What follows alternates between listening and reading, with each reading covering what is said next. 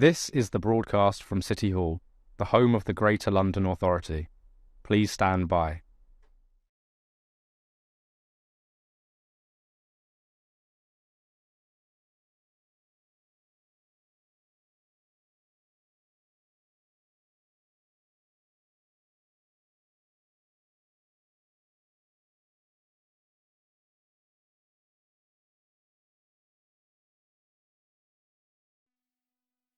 This is the broadcast from City Hall, the home of the Greater London Authority. Please stand by.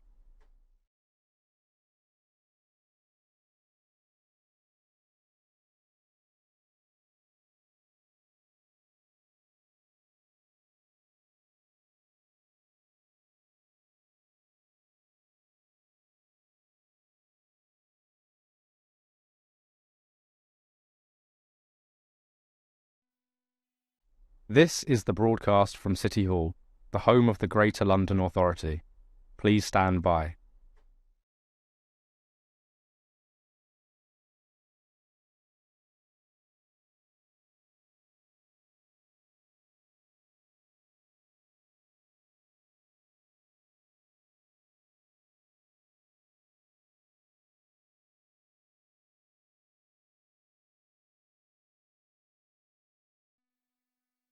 This is the broadcast from City Hall, the home of the Greater London Authority.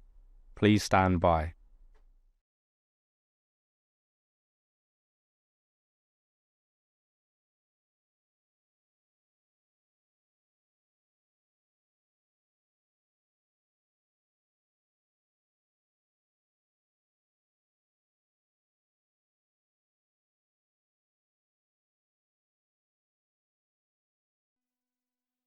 This is the broadcast from City Hall, the home of the Greater London Authority. Please stand by.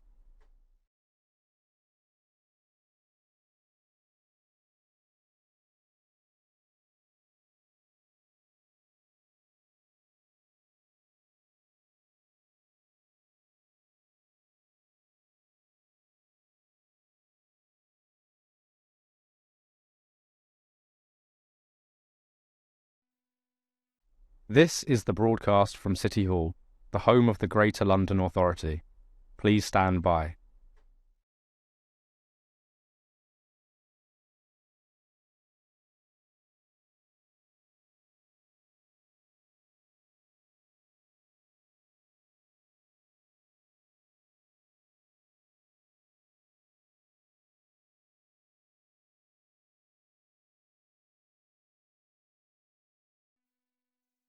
This is the broadcast from City Hall, the home of the Greater London Authority.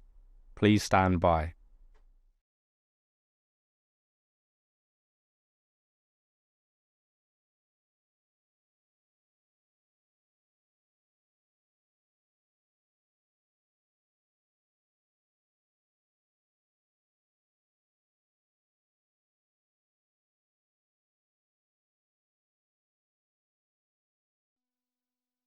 This is the broadcast from City Hall, the home of the Greater London Authority.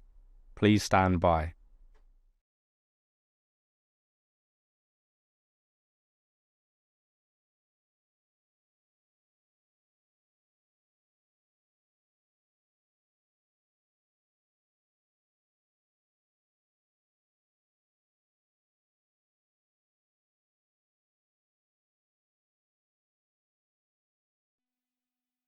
This is the broadcast from City Hall, the home of the Greater London Authority. Please stand by.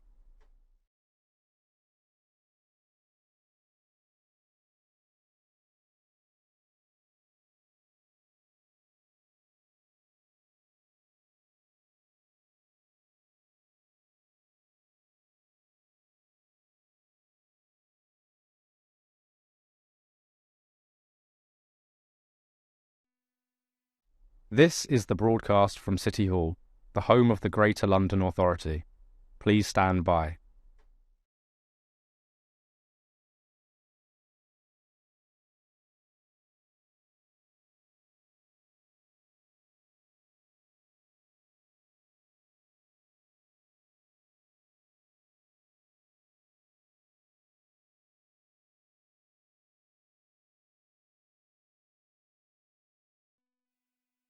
This is the broadcast from City Hall, the home of the Greater London Authority. Please stand by.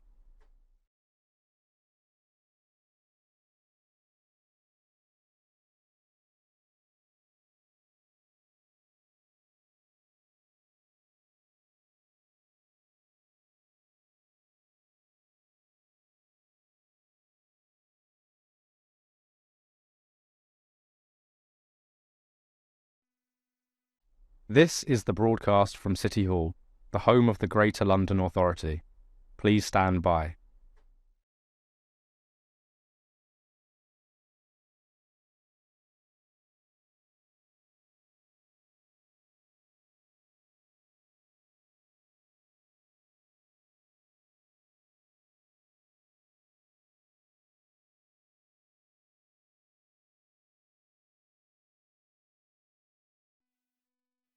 This is the broadcast from City Hall, the home of the Greater London Authority.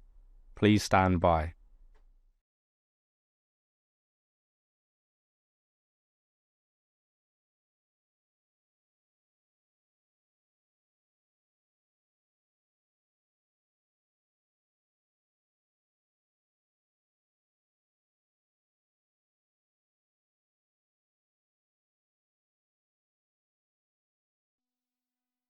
This is the broadcast from City Hall, the home of the Greater London Authority. Please stand by.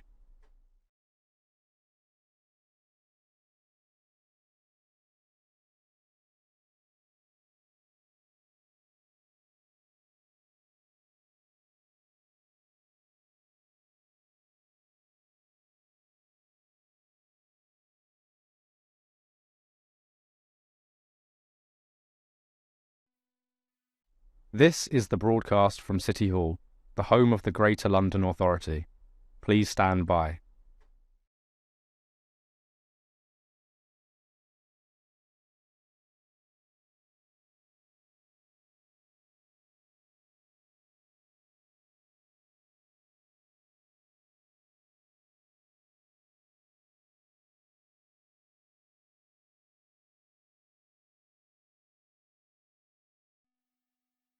This is the broadcast from City Hall, the home of the Greater London Authority.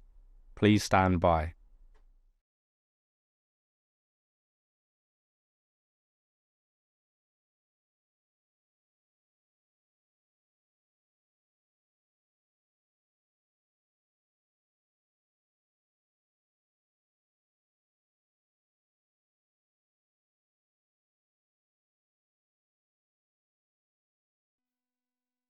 This is the broadcast from City Hall, the home of the Greater London Authority.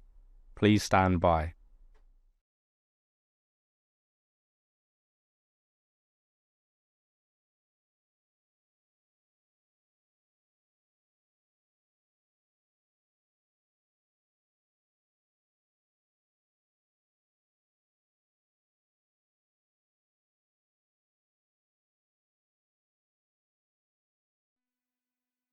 This is the broadcast from City Hall, the home of the Greater London Authority.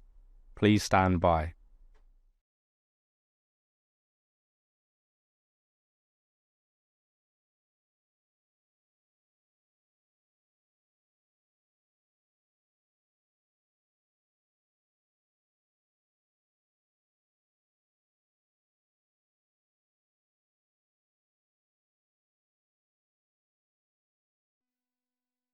This is the broadcast from City Hall, the home of the Greater London Authority.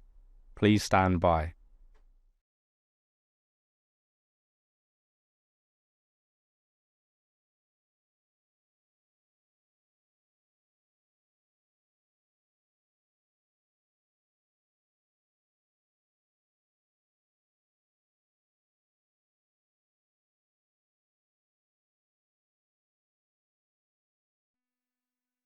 This is the broadcast from City Hall, the home of the Greater London Authority.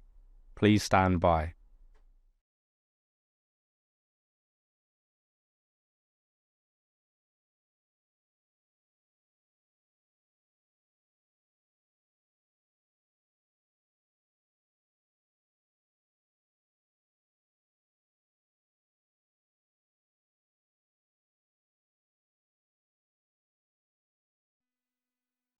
This is the broadcast from City Hall, the home of the Greater London Authority. Please stand by.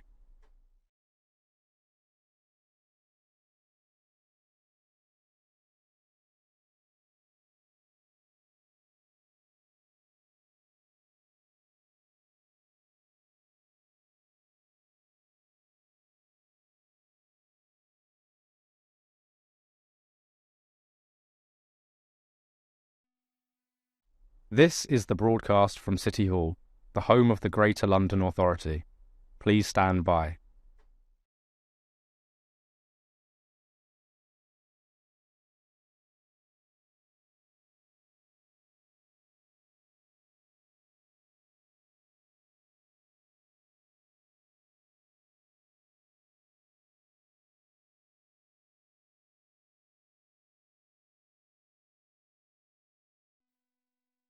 This is the broadcast from City Hall, the home of the Greater London Authority.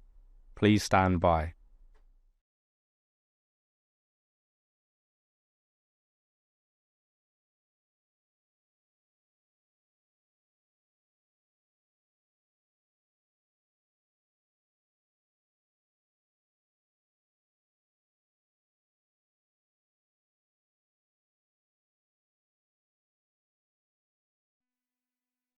This is the broadcast from City Hall, the home of the Greater London Authority. Please stand by.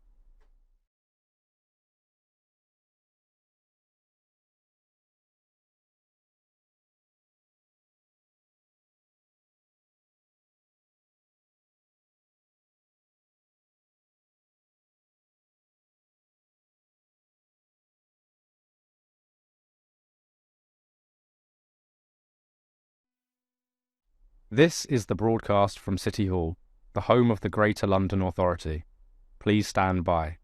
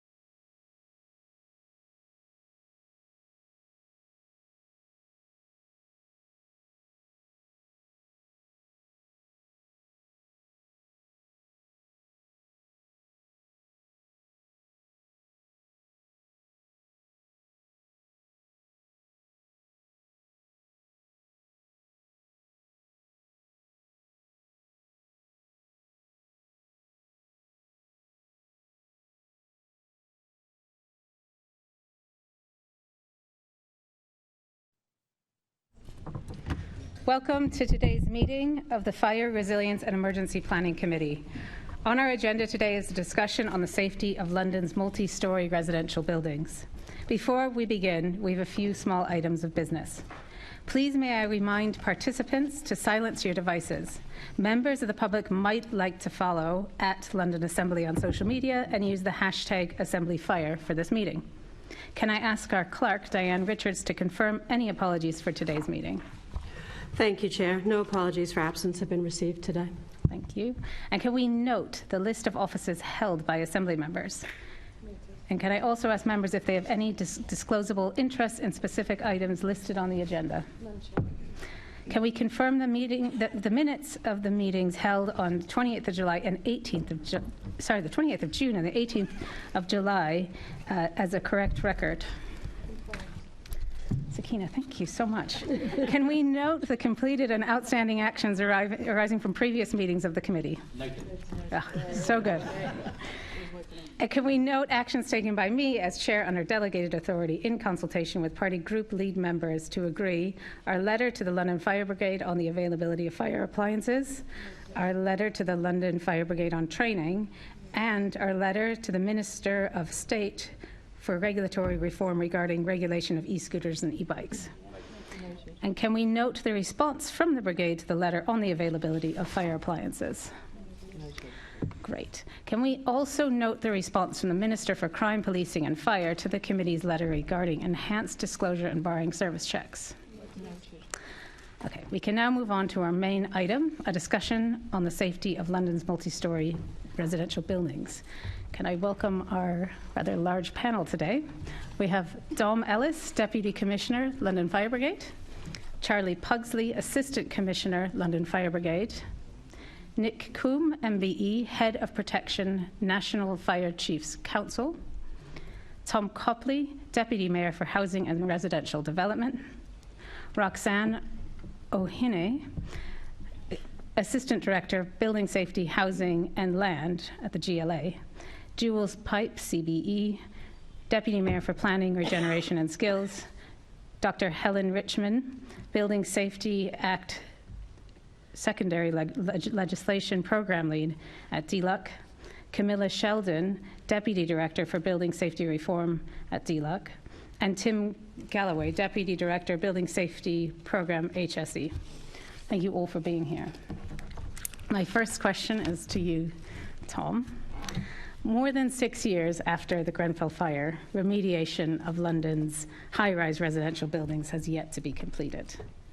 What are you and the government doing to press building owners and managers to complete this remediation? Thank you very much, Chair, and good morning to the committee members.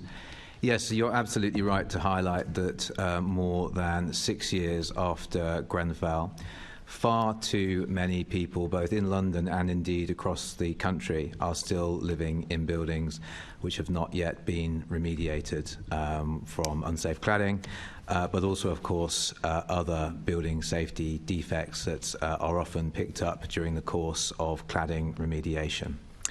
So the GLA, as you know, administers the 3 cladding remediation funds and also the first round of the Waking Watch Relief Fund.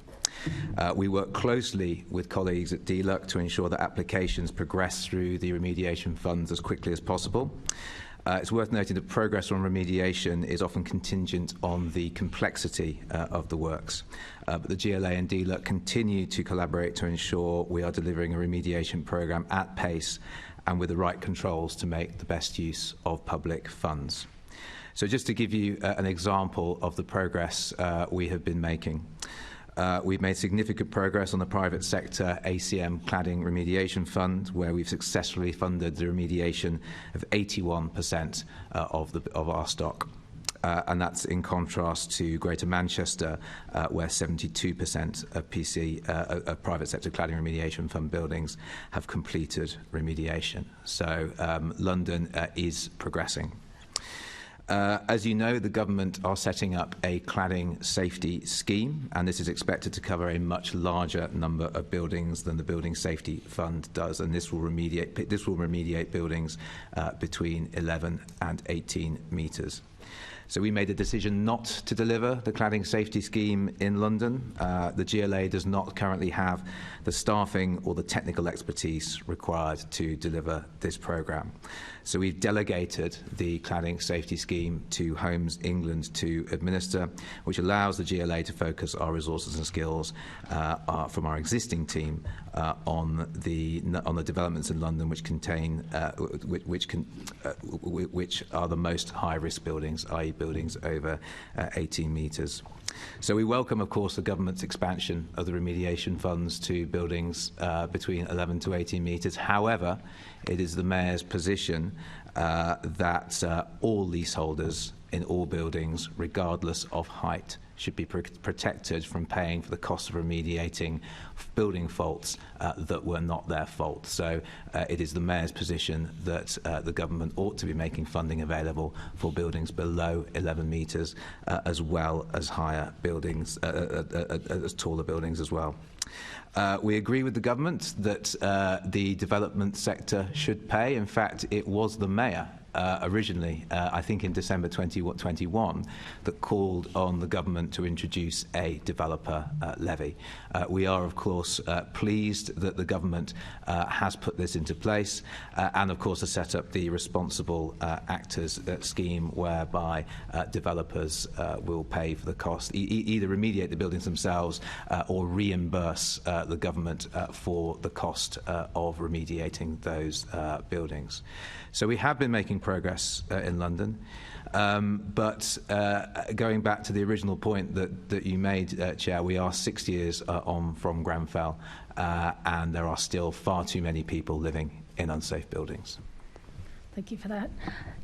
So, Tom, I'm sure everyone on this panel, when we meet with Londoners caught up in this in this horrible situation, one thing that kind of comes across is they feel a bit hopeless, they're exhausted, they've kind of become experts themselves because they've been living through this for so long. Just wondering what message you can give Londoners currently undergoing remediation under the Building Safety Fund about the length of time it's taking to fix their buildings. Yeah, I think it's a very important point, and I don't think we should underestimate the impact on mental health of people who are going through these works. And I know that End Our Cladding Scandal have published some quite shocking data, having interviewed and surveyed people who are literally living through the building safety crisis. As I said earlier, the time it takes to remediate buildings varies depending on the complexity of those buildings. Some buildings are much simpler to remediate than others. And as I also said earlier, of course, sometimes when the cladding comes off, other building safety defects that must be remedied are also found. What I would say is that our team are working to progress applications as swiftly as possible, and also, of course, working with DLUC. There's very close working between our team and DLUC, who, of course, take the funding decisions under the building safety funds. But we work very hard to progress, and it is also challenging as well, dependent on the building owner and the responsible person, because we are often dealing with buildings, particularly private sector buildings, where building owners are simply not used to doing major capital works. You know, we're not talking about the large institutional landlords here. We're talking about, you know, often small individual companies and building owners, and I think those are particularly challenging. What the Mayor has been doing is putting in place some measures to try and alleviate the impact on leaseholders. So we set up the EWS1 task and finish group, which has produced, of course, guidance around how landlords should deal with EWS1 forms and make the process better for their residents. He also changed the policy, the GLA's policy, on subletting in order to enable a sort of presumption in favour where shared owners are affected by the building safety crisis, recognising that people do need to be able to move on with their lives. I'm going to turn over to you, DLUC. Do you know how many London buildings in the medium rise category will be eligible for the cladding safety scheme? Your microphone, please. Sorry, I should say, if you press the button with the person on it, that works, yeah. As already described, we opened the cladding scheme to provide funding for those buildings. We don't have data on the scheme yet because it's only been open for a short period of time, so we're not able to provide that answer at this stage in the delivery of the programme. Okay, and then in terms of an estimated timeline for remediation of buildings, we've heard that this can be very, very slow. Do you have any idea how long that might take? I mean, I think, as Thomas said, it depends on each building and the complexity of that, the ownership arrangements, the management arrangements, and the sort of collaboration and proactivity of the people involved in establishing what the defects are and the scope of works that needs to be delivered in order to progress the remediation through. And as Thomas said, our officials work very closely with GLE and with the other actors in the programme to push all the time. We have a big emphasis in the department to make sure things go as quickly as possible. You know, we track all that information, and we will do that the same for the cladding scheme. Okay, thank you for that. Assemblymember Bakari, did you have something? Thank you, Chair. This is to Tom. Now, I'm going to ask a question that you might not be able to answer, but let's see how we go. So, are you able to name any of the developers of buildings that are over 18 metres which still have no known remediation plan, and what is being done to pursue them? Because cladding victims are saying to me that the Mayor needs to do more to speak out against these developers. And that's not, that in their opinion, they think that he's not doing enough. So you're asking me about to name developers that are on any of the remediation funds, where remediation is. We've been told not. there are at least 2 private residential buildings over 18 metres that have got no remediation plan. And are you you talk about 2 residential buildings. Are you talking specifically about the ACM? The social sector ACM remediation fund. Well, we're talking about 2 private residential buildings. You're talking about 2 private residential buildings. In this meeting, off the top of my head, I can't name those building. I can't name those building owners. I'm aware that there are a couple of buildings where progress has been much slower than we would expect. I can tell you that on several occasions I have written to building owners to urge them to speed up the pace of remediation. The Mayor has also written to building owners who are performing slowly to ask them to speed up the pace of remediation. I've called developers into meetings with myself and with relevant local authority leaders. Several housing ministers have done the same thing. So, we are putting all the pressure that I believe we can do on these building owners to remediate as quickly as possible. And also saying to them not to, well, the problem is that they're getting contracts, aren't they? Despite the fact that they're not doing their remediation plans, they're still getting contracts for other buildings, and that's what's upsetting cladding victims as well. You said specifically, I think, 2 buildings in the private sector remediation fund. I think it's highly unlikely that they would have any contracts with the GLA, because generally those buildings tend to be owned by small organisations, small companies, often, it has to be said, small companies based overseas that aren't investing in new development. Of course, there are buildings that have been in the social sector remediation fund, owned by large social landlords that do development. But specifically on the private sector remediation fund, I genuinely, off the top of my head, I don't know the owners of those buildings, Roxanne, but I don't think they are developing as such.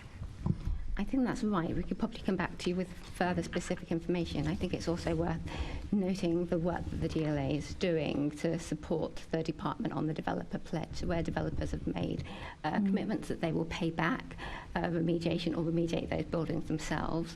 Where they are buildings that in one of our funds, we're working very closely with the department to make sure that they are working and moving at pace to have those plans in place.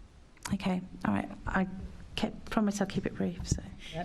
Okay, Assemblymember Polanski. Thank you. Deputy Commissioner, do you know how many low-rise multi-storey residential buildings in London have flammable cladding or other fire safety defects that require remediation? Thank you. Yeah, so under 18 metres, we currently have 431 buildings that are on the simultaneous evacuation list. Of those, 62 are ACM related and 212 are non-ACM cladding issues, so either high-pressure laminates or polystyrene with the kind of thin render of concrete. So still a fairly substantial number. Thank you very much. And Deputy Mayor, please. Thank you. Just on this question around mid-rise residential buildings, I can sort of try and provide a little bit of an illumination based on the data we have, but please bear with me because there's some slight incongruities in the data. So the total number of mid-rise residential buildings containing dwellings in England is estimated to be between 71,000 and 79,000.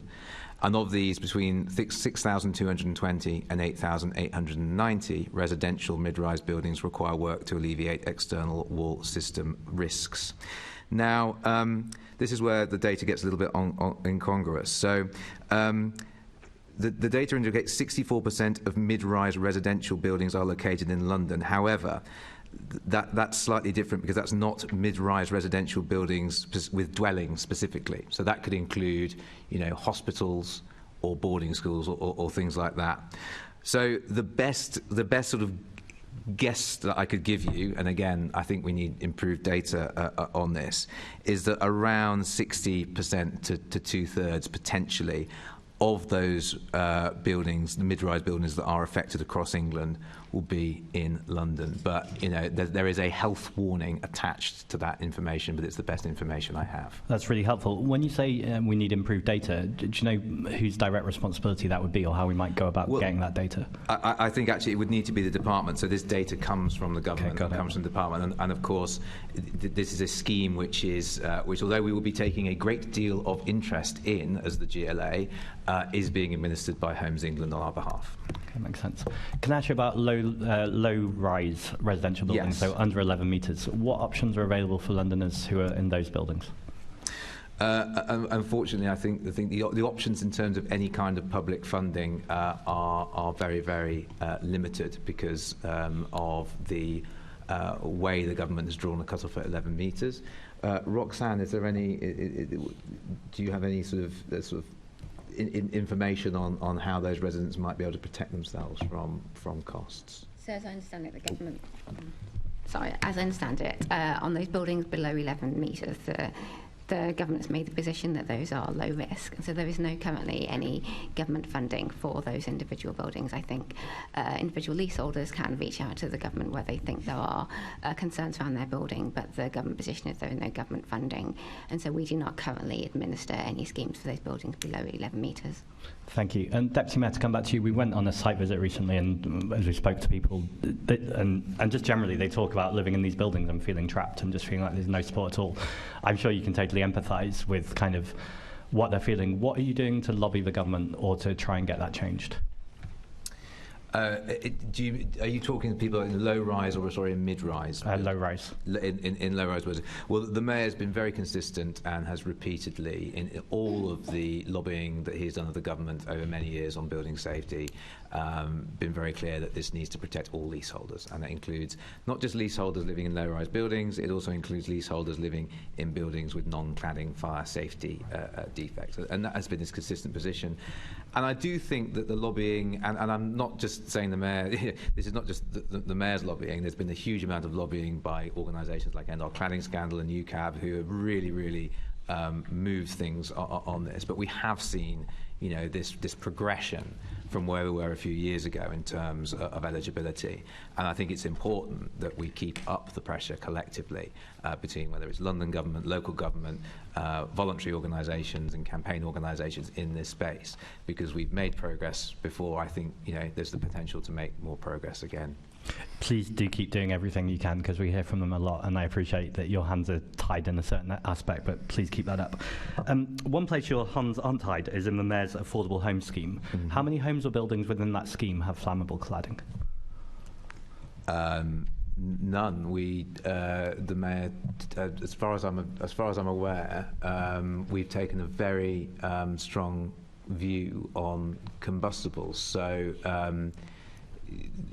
As you may be aware, in the 21 to 26 programme, there is a ban on combustible cladding. There is a ban on combustible cladding on all buildings, regardless of height. So the building regs say, over 18 metres. The Mayor has said, regardless of height, there should be no combustible cladding. That's also the case on any GLA land disposed of through the London Development Panel 2. It's something that's being embedded in our policies that we do not fund buildings that have combustible cladding. Thank you. D-Luck, if I can come to you. Camilla, there you go. Yes, I mean, we can go. The government has implemented a risk-based and proportionate approach regarding safety, and in general, the risk to life in lower-rise buildings is low and can usually be mitigated through installing mitigations, for example, such as fire alarms. We have been made aware of a small number of buildings under 11 metres where expensive remediation is proposed, and we've asked people to contact us about that, and we've written to freeholders and managing agents in affected buildings to make sure that any proposed works are proportionate and that any rights to redress are fully utilised. So we are in contact with those ones that we've been made aware of. Our assessment remains that extending the protections of the Building Safety Act to below 11 metres isn't needed or proportionate at this stage. But what we did do in the Building Safety Act is retrospectively extend the limitation period under Section 1 of the Defective Premises Act 1972, which enables legal action against developers and contractors where works are completed in the last 30 years and have made a dwelling not fit for habitation. And that does extend to buildings under 11 metres. Thank you. And can I just ask what you're doing to communicate that to Londoners? Again, when we went on a site visit, I was worried about abuse, literally, that firefighters are getting when they're having to explain to people that things aren't suitable or that they've tampered with their door, for instance, by putting a lock in it, and now the door isn't fire safe. Is there a role there for DLUC to make sure that essentially Londoners and everyone else understands why these things are having to change?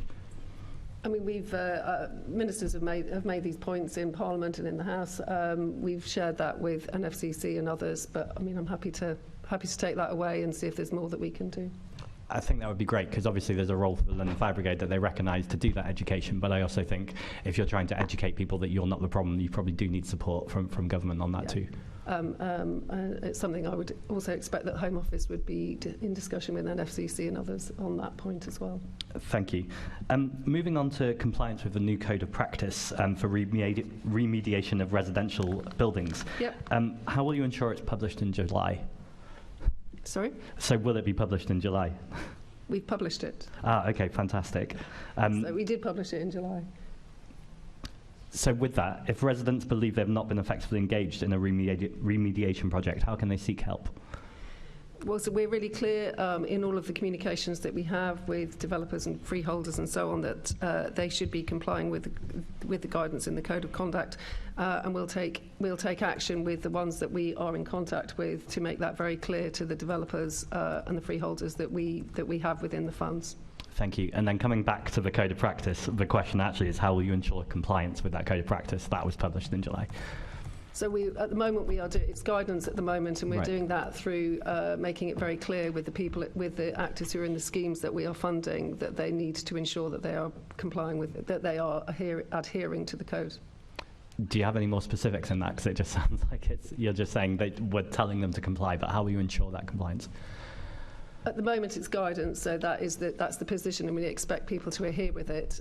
We are undertaking some work to see if there's more that we need to do, but in the first instance, we would expect people to adhere with that guidance. We will consider whether we need to do more to ensure compliance if people don't comply with the guidance as published. Thank you. Thanks, Chair. I'm going to move over to Assemblymember Cooper, who's going to start questions on the Mayor's planning and housing changes. Thanks very much, Chair. I'm going to come to the Deputy Mayor for Planning, Regeneration and Skills. Good morning, Jules. I mean, obviously, I think there's been a lot of publicity about the introduction of the second staircase, but I wondered if you could set out in full what specific fire safety requirements the Mayor has introduced to make London residents of multi-storey residential buildings safer. Obviously, that's during the planning process rather than necessarily things that the Mayor has implemented in buildings that are already there. Thank you, Assemblymember, and it's a pleasure to be here.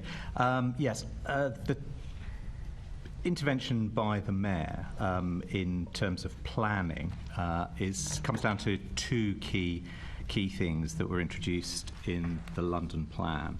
The first is London Plan Policy D12, and it was the first of its kind, considering fire safety at the planning stage.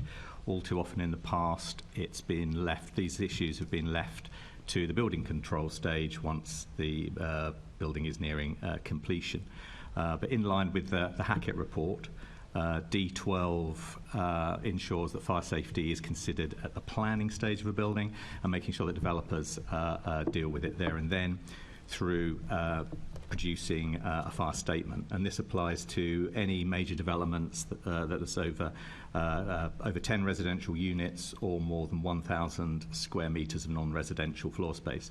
And they have to submit a fire statement, which is an independent fire strategy produced by a suitably qualified assessor. And that's meant to cover the building's construction and materials, means of escape and evacuation strategy, access and facilities for fire and rescue service, and passive and active fire safety measures.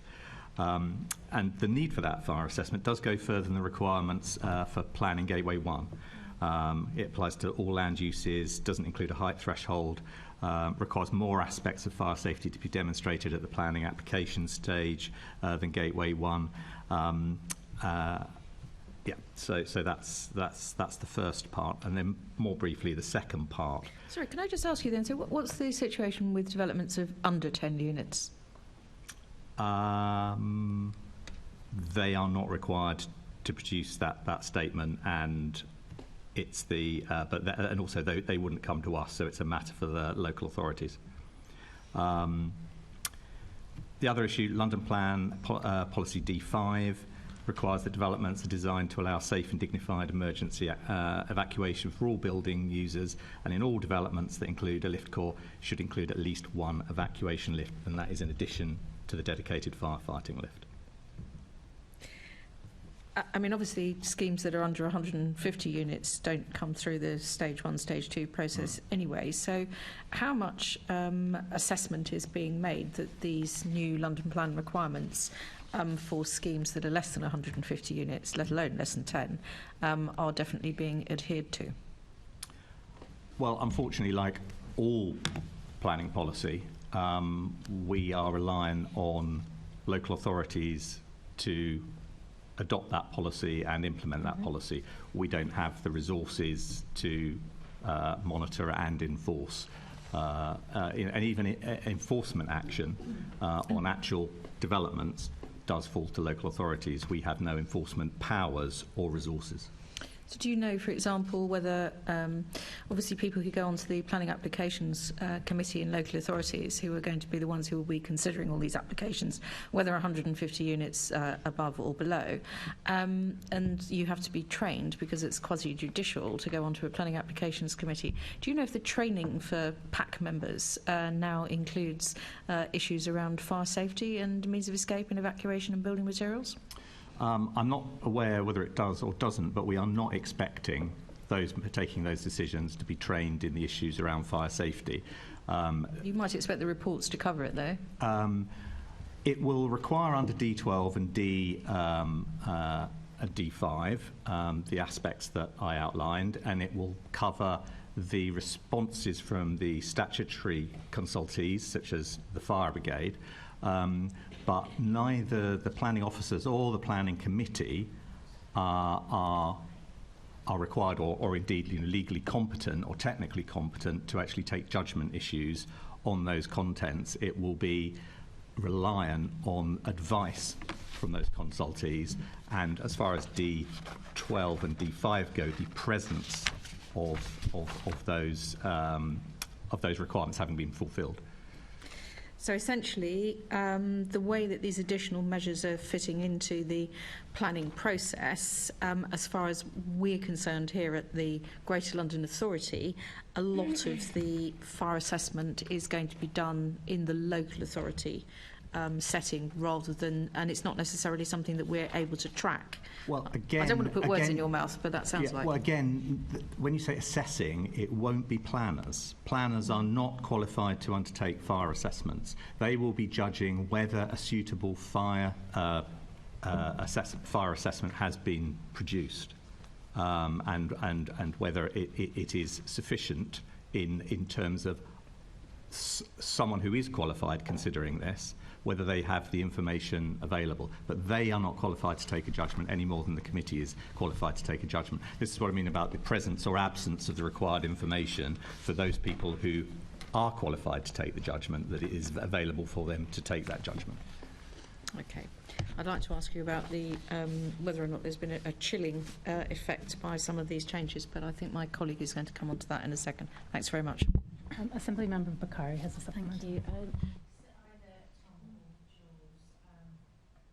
Let's see if that works. Yeah, that's better. We know that local authorities have been given government support to take enforcement action against building owners and landlords where remediation is yet to take place. Could you confirm if that same support is applicable to the London Legacy Development Corporation?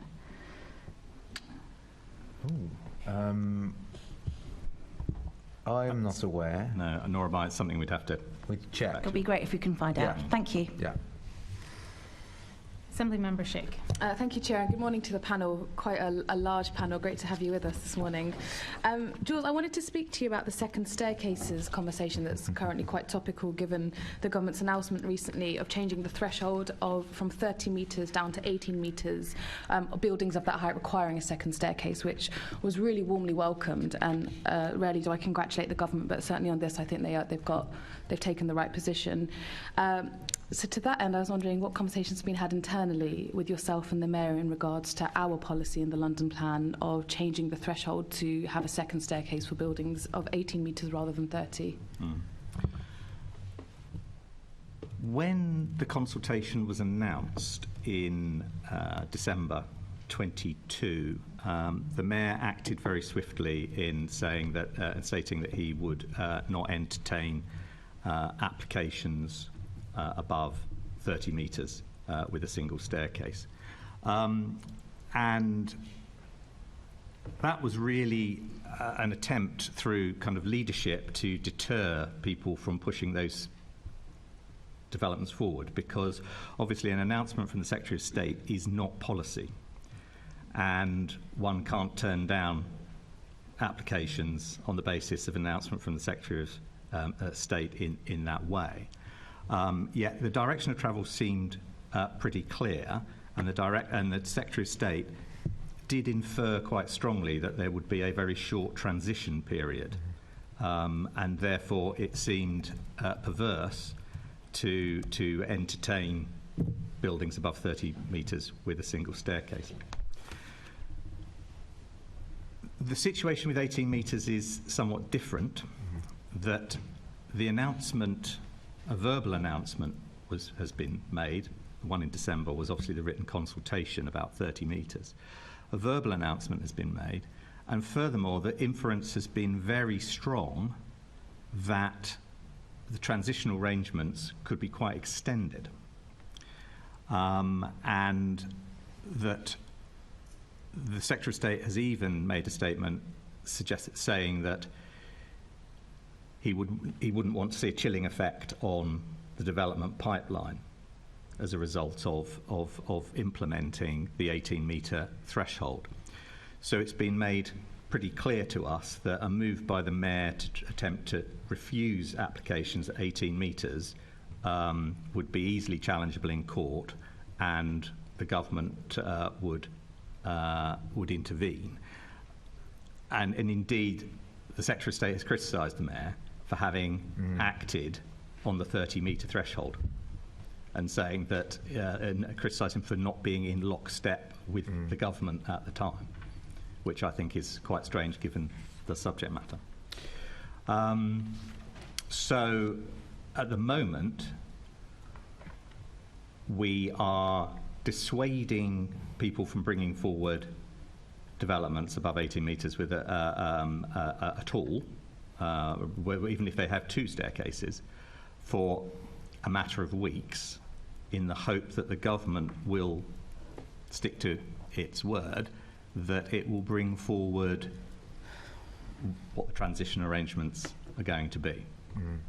And this is key because of the need for guidance on the specifications, because it's simply not enough to say anything above 18 metres requires a single stair, because there are at least a dozen, certainly a couple of dozen questions that raises about the manner of those, how they should be constructed, and what their purpose is for, so that they can be built appropriately.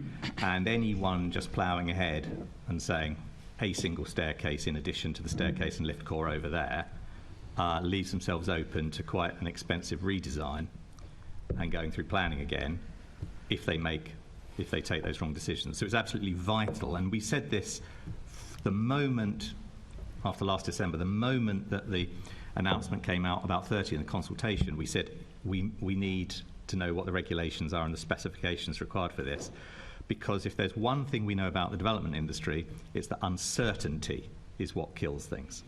It's the not knowing and not being able to tell their lenders about timescales and costs.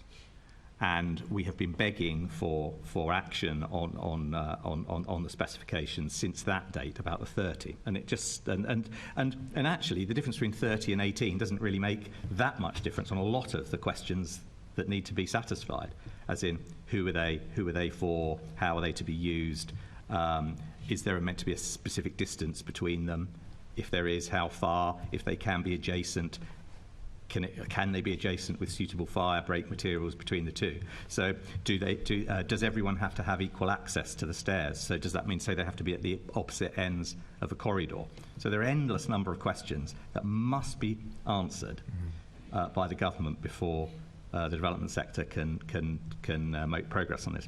And my final point is that we've been told that that those will be forthcoming maybe December, maybe January of next year, and that the transitional arrangements, which it has been suggested could be introduced over a matter of years, therefore that those that are near the end of the process, perhaps been through the LPA, only waiting for their stage 2 now, would not be required to be redesigned, is a potential inference one could take from that. But as I say, this the guidance on the transition period, we're hoping. Well, I think it was in the autumn we were told, but that's a bit of a flexible term. Can I add something? Just before you do, Tom, yes. sorry, I just want to finish this chain of thought with Jules, and then I'll come on to you, because Sure. I have some questions around the Affordable Homes Programme that I think you'll be well placed to speak to. Thank you, Jules. That was really substantial. And I would like to drill down a little bit more in terms of sort of what we're doing to mitigate against the sort of impact of the change of the requirements, so that the require for certainty, the pushing for the specificities that will hopefully come soon. But just to take a step back again, I mean, the Labour group actually wrote to your team on the 20th of June in 2022 in response to the Fire Safety London Plan guidance document. And back then, which was pre-consultation announcement from the government, we said actually a second staircase should be considered for buildings of 18 metres, not 30 metres, because the Grenfell inquiry said very clearly, the comments from the London Fire Brigade said very clearly that one staircase had a really detrimental impact on the evacuation plan. Having people come down as firefighters are going up is just totally untenable. It costs lives. So I can appreciate the sort of practicality in the transition of developments that are already in the pipeline, and the certainty that developers need in terms of that chaining guidance. But I suppose, for me, I'm so proud of the London Plan because often we lead on policy beyond government, and in this case we haven't. We're actually reacting rather than being proactive. So that was the point of my question, which is, what is it in this instance that stopped us being proactive and now consequently being reactive? At what point in time? On the point around second staircase specifically, because we in the London Plan do not require second staircases, or don't even encourage in guidance second staircases for developments of 18 metres. And I would say that the government has actually led on this beyond us in this instance. So why is it that we were catching up on this particular point? I would say that we wouldn't have been able to introduce that in the London Plan. It would have been very much challenged in the public inspection by the industry, and it would really have been a matter. It is one of those matters, planning matters of such significance. It would require the government to be in agreement with that, because otherwise people would just, just as it is now. Despite the government's even said the intention is 18 metres. In planning policy terms, we still couldn't just choose to do it because it would be challengeable, and likewise, sort of similarly in the public inspection process, we would have had to have evidenced its impact on viability, and that it would have not have had a significant impact on viability, and I don't think we would have had the evidence to do it, and also we wouldn't have had the support from the government. Well, you might have done, because they obviously subsequently quite quickly changed their mind on it. Changed. Yeah. Tom? Just on that point, this is where the distinction between building regulations and planning is very important. And actually, as I understand it, the quite innovative and very sort of nation-leading stuff that was brought in through the London Plan was quite unique in terms of fire safety, because generally, building safety, because generally that is for the building regulations. And if as Jules has said, if the GLA was going to try and enforce that through the planning system, there would have been quite a high threshold for evidence for that. And if the government weren't supportive at the time, it would have been extremely difficult to do. And actually, what we've seen subsequently with these announcements is actually some of the difficulty of us trying to, given the sort of somewhat chaotic way that the government have gone about this process with second staircases, trying to work out how the planning system fits in with what is essentially a matter for building regulations. It's not been ideal, I think, I would say. Okay. I think it applies to quite a lot of planning policy, that one tries to be kind of in the vanguard of policy, but if you take a step forward too far, then it's easy for people to go above your head and then get it changed and reversed. Constant balancing act. Okay, thank you both for that. I'll move on to the mitigations that you were already alluding to, Jules, in terms of how we are mitigating the impact of the change requirement for a second staircase on developments already in progress. Can you offer some insight into what's being done, either yourself or Tom? Well, the key thing is pressing ministers and officials within DLUC about progress. There have been numerous meetings, official to official. That's where we've elicited the knowledge about the transition likely date and the specifications likely date. We believe that we've calculated that there's around 34,000 units. 34,000 homes that are currently held up somewhere in the planning process. And to be clear, lest I bring criticism from the Secretary of State down on City Hall, that is not City Hall blocking them and refusing to assess them. This is things that could been at just pre-app, first stage, going to the LPA, through the LPA, and maybe about to come here, but people have had second thoughts. This is largely developers themselves, of their own volition, choosing to park the development in question until they have clarity. Because of the lack of certainty from the government on the specificities. This is not requiring the mayor to refuse to consider applications. Obviously, as I've said, we would strongly advise people to halt, but it's at their risk they could proceed. But they are not proceeding because, the likes of British Land at Canada Water has effectively halted. Large and small developments. And to be clear, Canada Water, British Land have long since planned two staircases in anything above 18 metres. So this is not that they're concerned about, is it or is it not going to happen? It is about the lack of specification that is preventing them from proceeding. Do they think the guidance will change again, or the policy might change again? No, they're waiting for the guidance on how you should build those, because they could build two staircases next to each other. Oh, but the specifics you were talking about earlier. But can they enter into the same lobby? Do the lobbies have to be separate? Do the lobbies have to be pressurised? Can they share the same ventilation system? Do they have to be at the opposite ends of the building? There is about a good 12 solid points that need to be clarified before you could say, I am not taking a multi-million-pound risk in proceeding with this building without this information and having got the architect actually having built that in from the word go. And I should add that, of course, that 34,000 is only in referable applications to us.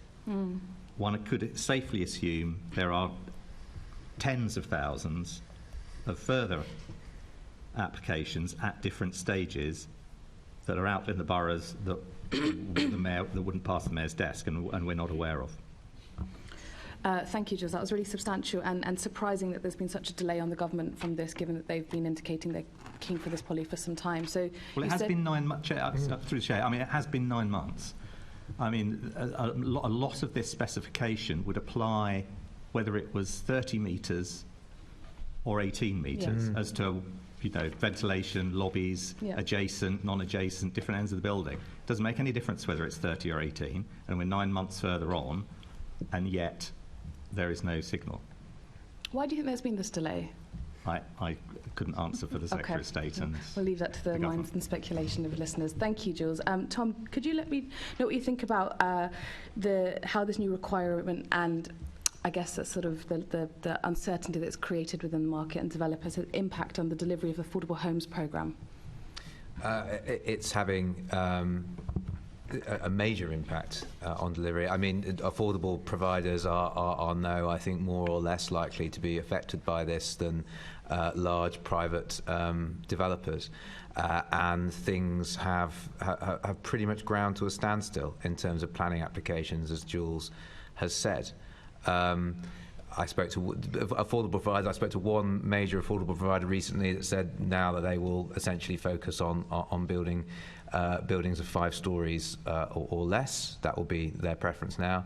I don't think that will be necessarily across the board, of course, but what I can say with certainty is that the uncertainty around this is delaying the development of thousands of affordable homes. Within the 34,000 homes, just those that we're aware of, there will be thousands and thousands of affordable homes that are stuck in the planning system at the moment. And that has an impact on our programme, because bear in mind, we have programme deadlines for both starts and completions in the 21 to 26 programme. And the longer that this goes on, and the longer that things are held up, particularly when you add that into the myriad of other issues that are affecting the development sector at the moment, it is a recipe for very, very low numbers of delivery in the midst of an enormous housing crisis. Okay, thank you, Tommy. This sounds entirely dysfunctional, this sort of 9-month delay. Yeah, absolutely. I think you've already really answered the next question. I'm conscious of my time as well, Chair, so I will be passing back to you soon. So I think you sort of already answered the next question, which is around discussions and negotiations with the government in terms of addressing interim measures. I think the key thing here is just getting the specificity that Jules has spoken to, so I might just continue on unless there's anything you want to add to that. I might now go to the London Fire Brigade to ask, how will the reduction of the height threshold for a second staircase impact the London Fire Brigade and its engagement with building owners and managers? Thank you very much. I'll make a start, and I may bring Charlie in for some of the detail. We really welcome the reduction. I think our starting position as fire authorities and the NFCC was at the 18 metres. We were happy with the 30 metres as a compromise, but we're very happy that it's come back to the 18 metres. It really supports firefighting operations in what can be the most complex environments. Gives us 2 stairwells, one for firefighting, one for evacuation. And you referred to Grenfell Tower earlier in your dialogue. Having gone up and down that staircase more times than I care to remember, it was narrower than this table for firefighting operations to go up and casualties to come down. So it really makes a difference. We're totally supportive of the position, and I think, as the Deputy Mayor has said, we're just waiting for clarity on the guidance as to exactly what the requirements are. And I know NFCC alongside London Fire are working through what we feel would be appropriate into that guidance to kind of add to a bit of certainty for the industry. Charlie, is there anything you want to add? Thank you. Thank you. Yeah, as Deputy Commissioner just said, we are working with Nick's team to try and do what we can to provide clarity, because when we look at other elements of the London plan, such as evacuation lifts and equity of evacuation, it's how can we provide further information, because I think it affects our own teams in terms of the capacity of fire engineers at a really busy time. It affects developers, affordable housing, and most importantly our communities. So the sooner we can get a way through it, the better. Brilliant, thank you. And my final question before I hand back to the Chair. I'll come to yourself, Camilla. Good morning, and could you let me know when the government plans to publish its formal response to the consultation on sprinklers in care homes and second staircases and its proposals for the interim measures that we've spoken about? sort of three questions in one there, really. Sorry. That's okay. So I think we were all clear. Sorry, excuse me. 24th of July, Secretary of State announced his intent to set the threshold height for 18 metres. The intention is to implement the policy via change to statutory guidance rather than building regulations. So that should enable us to be able to do it, as quickly as possible. We absolutely recognise that further details needed on the transitional arrangements and the detailed staircase design so that the sector fully understands the implications and to make sure that the viability of projects underway can go forward. It is really important. I think it's clear from the discussion that we've had this morning that it's really important that we get that right. So we are working across the piece with partners to make sure that we do get that right, including with NFCC and Building Safety Regulator and others. And we will publish more details on the transitional arrangements in the autumn. As you can see, we're eagerly awaiting it. Yes, I hear that loud and clear, and I know my colleagues who are working on this hear that loud and clear, and I'm very happy to pass that message back again. That'd be much appreciated. We think this is a sort of considered and gradual evolution of the safety standards, and it sort of forms part of the wider package. It is, I think, important to make clear that single staircase buildings, which are well maintained and have properly implemented fire safety strategies, present no inherent danger. We are looking forward to how we can improve those, but we wouldn't want to cause any alarm in the sector as it currently is. And I think we're all in agreement that second staircases will provide additional routes. So, I mean, in terms of giving you the answer, it is in the autumn, and we are working at pace, and we do want to make sure that we get this right. Okay, thank you. And just on the point of the formal response to the consultation on sprinklers in care homes. I don't think I have that with me, but I can write to the committee if you want to know the answer. Yes, please, that would be grand. And just before I pass back on that note, Jules, you might know what's coming. Just in terms of the London Plan guidance, do you think it goes far enough in pushing developers to put sprinklers in their developments that go beyond care homes? Because I know that, again, the London Fire Brigade have made really clear that sprinklers is something that they are quite keen on in developments. And again, from the Grenfell inquiry, it was made very clear that actually had there been sprinklers working in Grenfell Tower, that the fire might not have spread at the pace that it did. So I do feel like we could muscle up on the London Plan in terms of encouraging developers to put sprinklers in all developments, and I'm just wondering if you agreed with that. Well, we have put, we are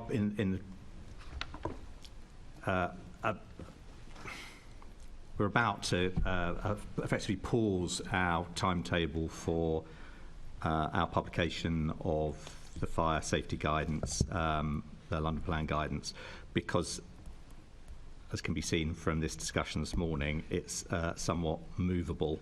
And so therefore our policy response is going to have to alter on a number of issues. But the one thing I will say that about specifically sprinklers, we tend to talk about fire suppression systems because the London Plan broadly is on all issues, not just fire. It's usually technology agnostic, so that as technology changes, as other things come on that are better, we don't have public policy that is stifling improvements in any particular technologies, and that could be energy generation as much as fire safety. So it may not still specifically say sprinklers, but it may well go further on the generality of fire suppression systems and which buildings they apply to. Okay, thank you, Jules, and I'll probably follow up with you that outside of the committee. Thank you very much for the answers this morning, panel. Thank you, Chair. Thank you. Assemblymember Cooper. Thank you. Just a very quick, going back to the impact of enhanced fire safety measures on the affordable homes programme, but just generally developments across London, talking about those 34,000 units that are stuck somewhere in the process. Is there any evidence, and you talked about uncertainty impacting on the programme and that this could have quite a bad impact on the programme. Is there any evidence yet emerging of, probably more for Jules and Tom, of developers seeking to revisit financial viability assessments and to reduce down the amount of affordable provision within schemes because they know that they're going to have to put in, for example, evacuation lifts, second staircases and other fire safety measures, which we want, but obviously they could use as an excuse? I think it's inevitable that it will be raised as a further pressure on the viability of a development, and it may well be the case that for some it results in a genuine pressure, and a lot of the time it will come down, taking everything at face value and everything being genuine, there can be genuine differences why it might not make much difference to one development and a lot of difference to another, just simply the footprint of the building. We have had at least one instance of a building that was redesigned following the 30-metre announcement, and they were able to insert a second staircase with no reduction in viability. There was some reduction on floor space on a number of the rooms, which wasn't welcome, but that was more welcome than a reduction in the amount of affordable housing. So, as with any viability challenge, if they're not taking the fast track route and they're subjecting themselves to viability, which they would be if they were coming back for a change on Section 73 or a whole new application, if it was being viability tested, it would be that usual rules would apply. Thank you. I think it's so important for us to see that the... Oh, sorry, Tom. Sorry, yeah, I just wanted to add a couple of things. I mean, firstly, and again, the impact on viability, there'll be quite a difference if the government go with, say, 2 cores rather than 2 staircases and 1 core. Obviously, that will make a difference. And just to give an example in terms of loss of affordable housing, not due to a developer coming back and saying we want to reduce the proportion, just in terms of the physical space required to insert a second staircase. There is an estate regeneration scheme that I am aware of where we've been told that adding the second staircase in would result in the loss of the equivalent of 70 units from the scheme. So obviously, unless the planning authority were minded to say, well, you can build it taller to make up for that, we are going to see reductions in affordable housing, not through developers seeking necessarily to reduce the proportion, simply due to the footprint of the buildings changing. But it does sound as though there is the possibility at the early stage, which is what we want to see, of that sort of creative approach, saving, if you like, the number of units and looking at other mechanisms to incorporate the fire safety things that we need to see. But anyway, thank you. That's very interesting. Okay, Assemblymember Rogers. Thank you, Chair. Probably a question for Charlie initially. We've talked about some specific measures, but thinking broadly, what do you think are the gaps for fire safety measures in London's multi-storey residential buildings, and what can the Mayor do to address those gaps? Thank you. I think there's clearly a lot being done at the moment, but we need to retain a focus on fire safety inside the building as well as the outside. I think sometimes it's very much in our minds, for obvious reasons, why we're really concerned about cladding. But if things like fire doors and other measures inside are not working, that's just as much of an issue. I also think it's really important to involve our communities because we're doing this for our communities, but everyone has their part to play. So, for example, making sure that they maintain their fire doors. And I also think that sometimes it is just about, clearly there are many pressures in terms of security, home building, etc. But we can't not, unknow what we've seen, particularly since Grenfell, and we do owe it to our communities to keep trying to push those safety measures, which is, so in summary, it's a mixture of education and support for our communities to play their part. It's working with partners, GLA, government, to try and make sure that we do actually have high standards of fire safety throughout, and more importantly, if there's changes to a building, those are maintained. Thank you. And I wonder, Nick, from your position, whether what gaps you see. I think Charlie covered most of it, but I think again it's a long-term effect of leaseholders and the impact that the the kind of fire safety has had on them. We've got unscrupulous people out there selling fire doors that are not required, and there's a lot to be done around that. I mean, the importance of maintaining the building correctly can't be underestimated, and I think we're looking through the building safety regulator, the information to residents, the new fire safety laws that have come in are now making it law to give information to residents about what they've got to do. And I think that's really important because they are the heart of this. They're the people who live there. I think as well what's happened is that leaseholders shouldn't have to pay for the costs we're looking at, but there has been in cases where they haven't maintained their building correctly, smoke control systems not working, not been tested, and that's not the fault of the developer, you know, and that's, and I think we have to understand that as well. I think that they have to pay for these. It's part of their lease, and I don't think that's happened. And now they're seeing these additional costs, and they're trying to wrap it all in together. But it's really important that the changes from the Fire Safety England regs have made a real impact on reporting faults, and so we know about them now. We can deal with them now. So I think we're on the way there. But I think what needs more to be done is around resident engagement. I think they're the key to this. They're the eyes and ears as well, and ensure that people are doing what's right and making sure that their building is safe. So that would be my bit, that we need to do much more. And I know LFB and most fire and rescue services use their prevention arms to go and do home fire safety visits, etc.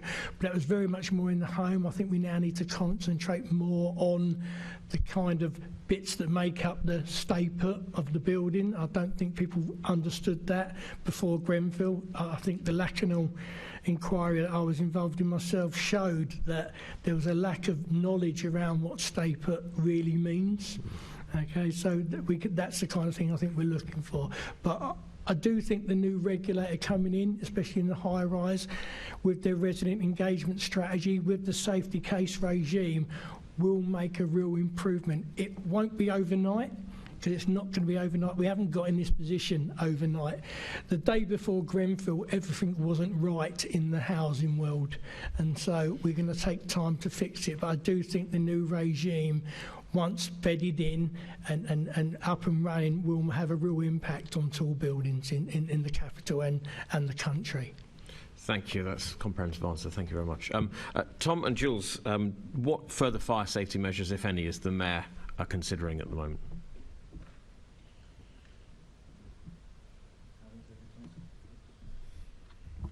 So, well, specific on the Housing Delivery Task Force, a key area obviously was clarity on the both the technical requirements and transitional arrangements for second staircases in buildings over 18 metres. And of course the London Plan requires the highest standards of fire safety, and we continue to ensure that will be enforced. And as Jules has mentioned, we are going to be publishing London Plan guidance relating to fire safety, but have necessarily had to pause that while we wait for clarity over the second staircase issue. I think a lot hinges, on that, and then other things can flow from it. Thank you. Thank you, Chair. Now, Assemblymember Hall. Thank you. I'd just like to say I completely agree with Charlie and Nick. As a councillor, and many of my colleagues are, when you go to flats, etc., you see doors have been replaced, or fire doors are left open, etc.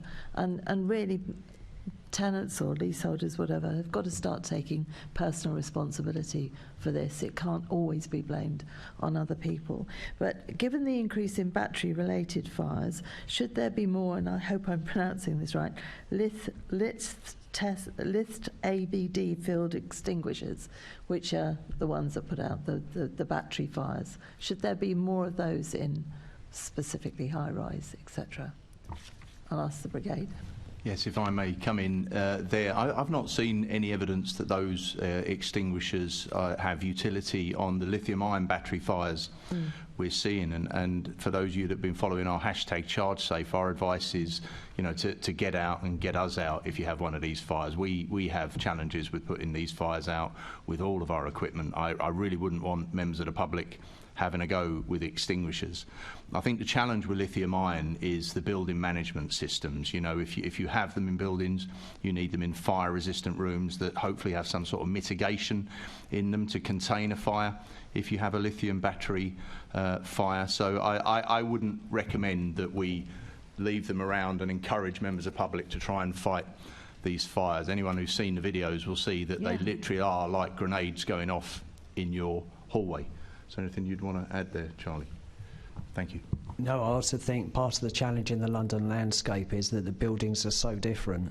You know, where we were previously when we did the visit, we were in a building of one type, and we can see the Shard with accommodation not far away, which is part of the reason we've produced guidance, and it is only guidance and principles, but it's about trying to start the conversation going, and it's back to that, what can everyone do in terms of helping to have residents understand the risks from those lithium devices, but then also can we look at places, it used to be pram sheds many years ago, but can we now have something that's maybe a safe storage for that? But more research is needed, and I think we are, along with NFCC and other colleagues, really trying to push that.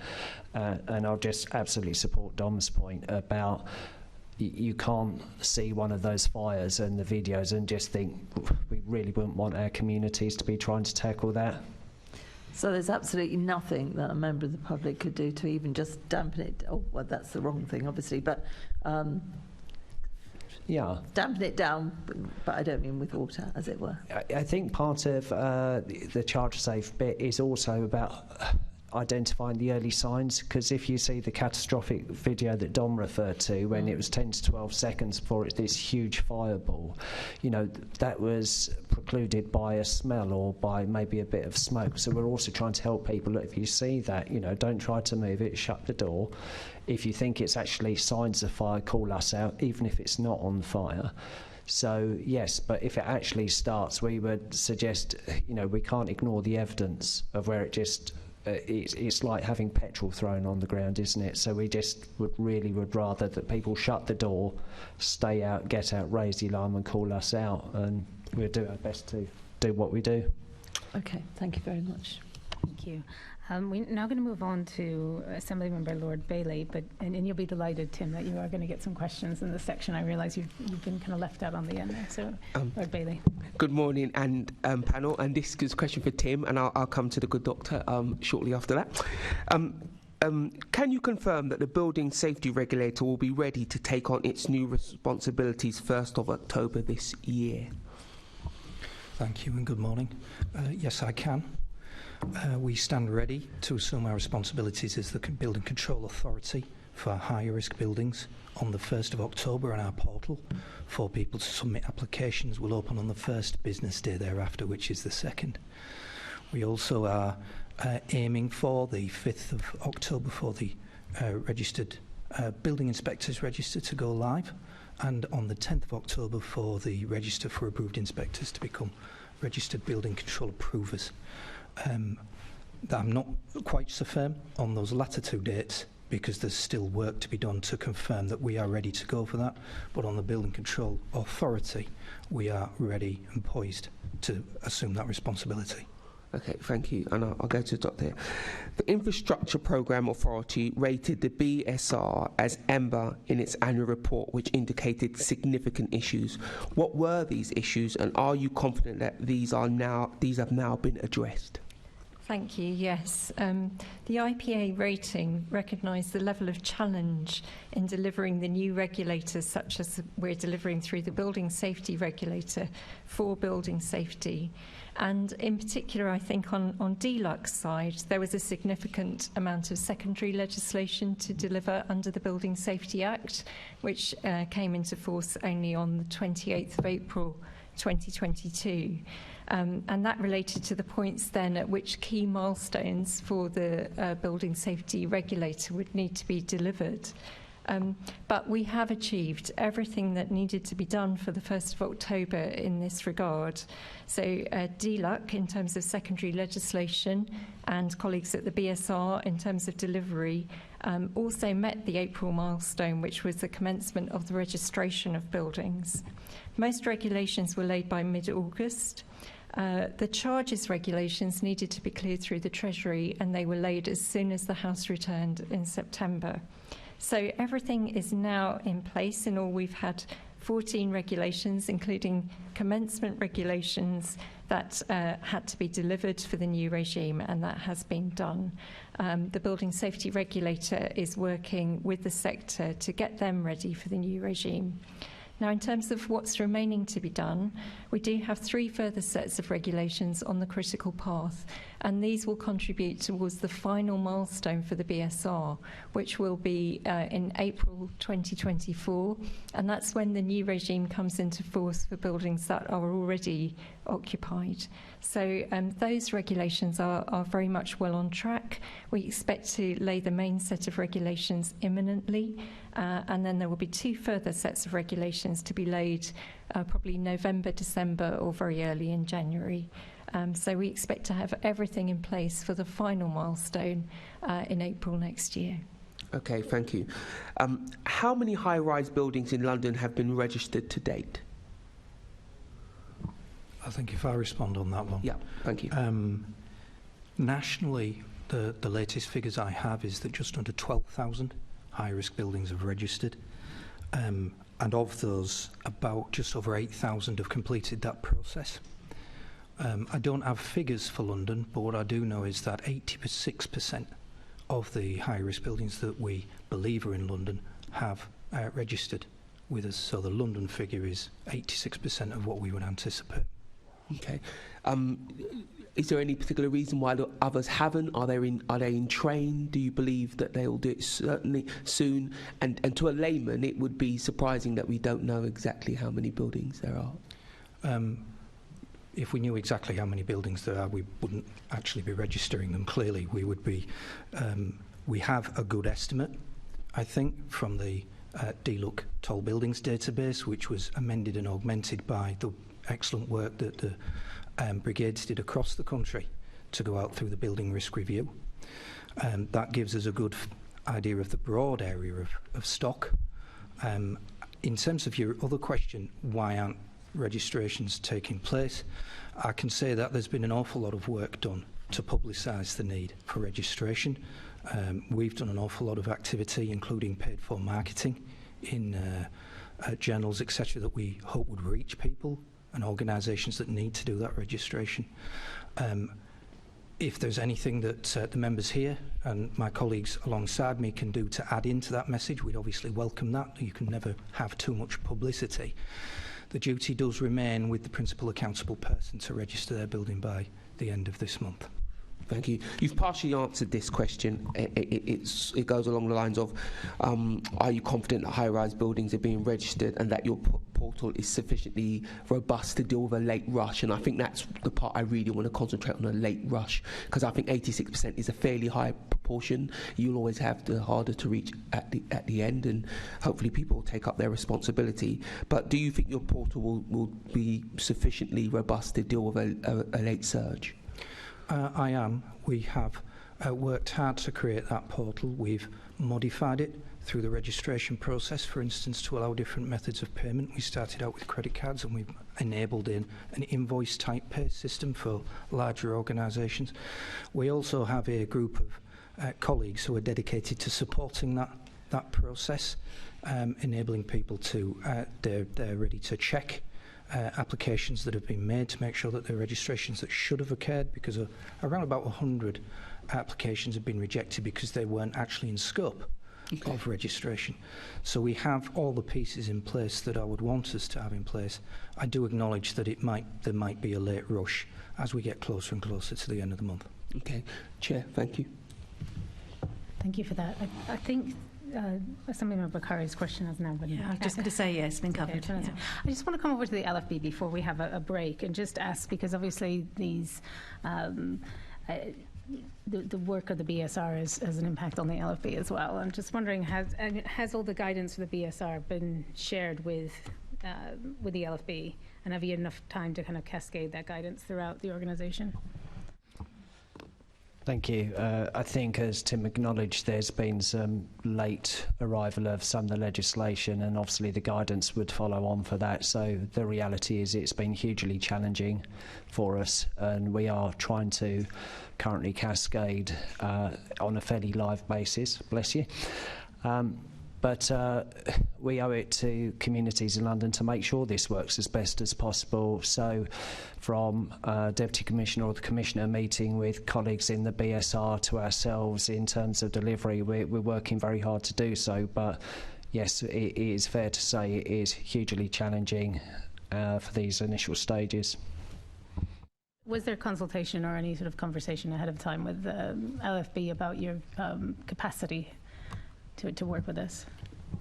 I think it was possibly one for Nick, but most of because it's a national project, it's been led by NFCC, but more recently we've been included because we've clearly got the largest stake.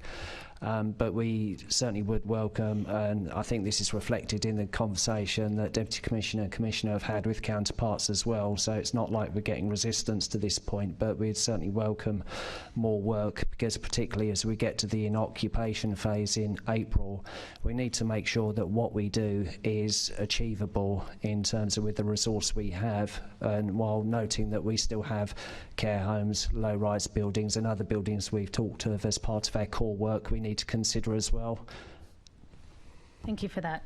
I'm now going to propose we adjourn for about 5 minutes for a comfort break. We have about just over an hour of questions when we come back. And I thank you all so far for your contributions. They've been excellent, and it's been quite a wide-ranging but informative meeting. So I'm going to bang the gavel, and then we'll come back at, should we say, well, we're actually a little bit ahead of time. Should we say 11:25? Does that work for everyone? Perfect.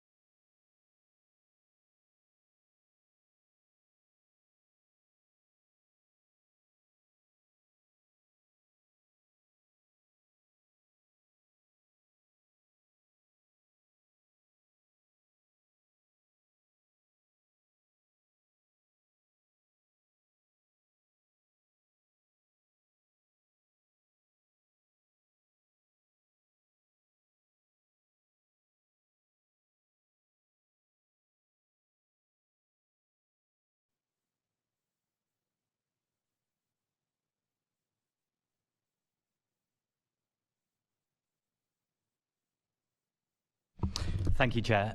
Tim, these questions are for you. So, how will multidisciplinary teams function in London for high-rise residential buildings? Thank you. I imagine they will function much the same as I expect them to function around the country. The one difference is that, and the advantage indeed that we have in London, is that we will be dealing with one fire and rescue service as opposed to a regional office that NFCC are establishing. And I just remark, and I'm really impressed by the hard work that NFCC and fire and rescue services across the country have put in to establishing those networks. We will be working and continue to work with London Fire Brigade to help establish how those MDTs will operate.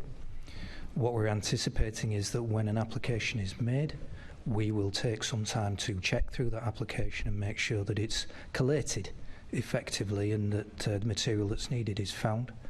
Simultaneously, we'll be seeking input from the Brigade, the allocation of some resource to assist us, and then we would want the MDT to work together. At the core of an MDT will always be a registered building inspector, probably drawn from the local authority, a building safety regulator, regulatory lead, who will coordinate and lead that activity, and a member of the fire and rescue service. And we would want them to work together in a very collaborative way to assess the plans that are in front of them and come to a conclusion and assure themselves, because the developer should be assuring themselves too, that the plans in front of them will lead to a building that will comply with the functional requirements of the building regulations. And at the end of that process, BSL will make a decision as to whether to allow that development to go ahead, to ask further questions, though that's probably a process that will be ongoing through the Gateway 2 process, discussions with the applicant, or to reject it and say, no, we are not comfortable that this building will comply with the functional requirements of the building regulations, and therefore we're not going to allow it to proceed. Thank you. And some of this sounds familiar from the London Fire Brigade's or any fire brigade's fire safety assessments. How does this differ, and what's the benefits of this new approach? I think, first of all, we are asking the brigades to look at the fire safety aspects of the application, mainly in terms of Part B of the functional requirements, but also potentially the other parts like ventilation and security, because we want that holistic perspective. So when the brigade looks at, say, access, are there fire safety implications from the way that access is proposed to this building? But mainly focusing on the Part B of the building regulations.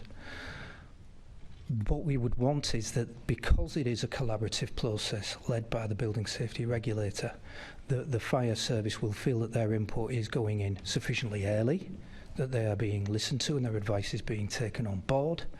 And what my hope would be that by the time we get to the statutory consultation stage, which will still occur, we will still be writing to the fire authority as a statutory consultee, that all the kind of remarks that might have been made at that statutory consultee stage will already have been dealt with through the multidisciplinary team process, so that we're getting the fire service having felt that their input has been listened to and valued and actioned. Thank you. And will you have sufficient lead inspectors to do an MDT on every single high-rise building in London? We believe we will. We have, in terms of the Building Control Authority, some 22 full-time equivalent in place at the moment, and we will be recruiting more. And this week, our Strategic Design Authority signed off on a recruitment in preparation for the inoccupation phase of some 40 or so full-time equivalents to help take that forward in terms of being regulatory leads. And those figures are not drawn from thin air. They've been modelled in terms of the number of applications we expect under the Building Control Authority role that we have, and how we see those stepping up over time, and also the work that we have modelled to go forward in the inoccupation phase based on tranches, which is effectively the same as the work we'll do in any given year. And so we're confident that we're getting the numbers right in terms of the people that we intend to recruit. Thanks, Tim. Nick. Yeah, thanks. Yeah, I think just adding on to Tim's comment, the real significant difference in the new MDT is we will have a say in the actual outcome of the building regulation process. At the moment, it goes to fire and rescue services after the decision's been made, and we're only commenting on the input on the fire safety order, not the building reg. So this gives us an opportunity to be part of that meaningful discussion, because we've had a lot of issues with building regulations that we don't believe meet the functional requirements that have come through to fire safety departments, and it's already a fait accompli a lot of the time because our comments are not always adhered to. But this new regime brings us to the table, and so it's a real opportunity to make sure it's safe, not just for the people but more importantly for firefighters. That's the real issue we have sometimes, that B5 as it's known is always the last resort for a lot of developers. And it goes in that order, B1, they get, B5, we got to do that. Whereas now we're going to be at the table, we're going to be able to have a real influence on it, and having discussion with Tim and his team and working with them, I think this is going to have a real impact. I think some developers might be in for a shock around what doesn't get through now, and I think that's a good thing for Londoners and for the country. It sounds really promising to have those voices at the table. It's pretty vital. Nick, staying with you, what can you tell us about your role in the Joint Regulators Group and developing operational policy? Yes, so I've been a member of the Joint Regulators Group representing FCC since it came into fruition after Dame Julius report.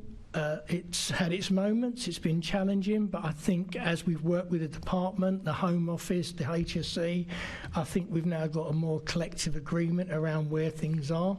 I think it's definitely in the last 6 months, we've definitely moved closer together. I think they've listened to some of our concerns. They haven't always taken all on board, but that's life, isn't it, as such? But I think we've got a real good working relationship with the BSR now and government departments, knowing the challenges that we all face. And I think it's been a real success. I think a lot of the new policies and new guidance has kind of come from a collaborative approach. I think I would have liked a bit more transparency sometimes around the legislation being shared before, but I understand that can't always happen. But I'm really hopeful that this new regime will bring the success and the safety that it wants. I think it will take time, as I said, to embed in, but I think the framework is there to make a real difference. Thank you. And then finally, so I hear transparency loudly is one thing you'd like. Is there anything else around the fire and rescue services and MDTs more widely that you think there's more work required? I think the real outcome hopefully will be that the regime spreads to further buildings, because we'll build about 500 new tower blocks a year across the country. So this new Gateway 2 and 3 will have a small impact, and it will take time.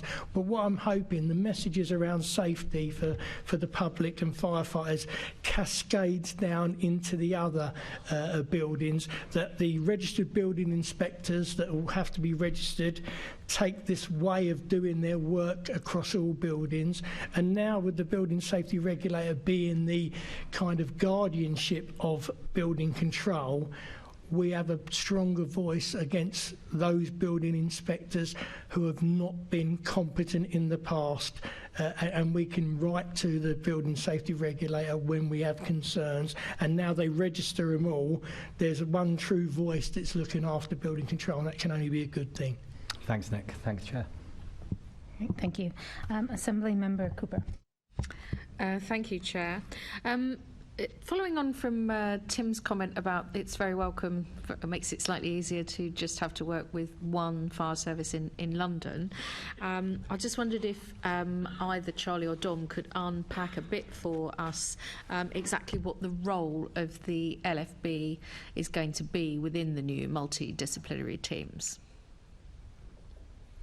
Thank you. So in terms of gateways 2 and 3, it's just about joining in, so that I think I won't rehash what Nick said, but that's a pretty good overview in terms of we have a better position to have our technical staff, like fire engineers, for example, make comment earlier on. So that's really sort of nailed down at the early points.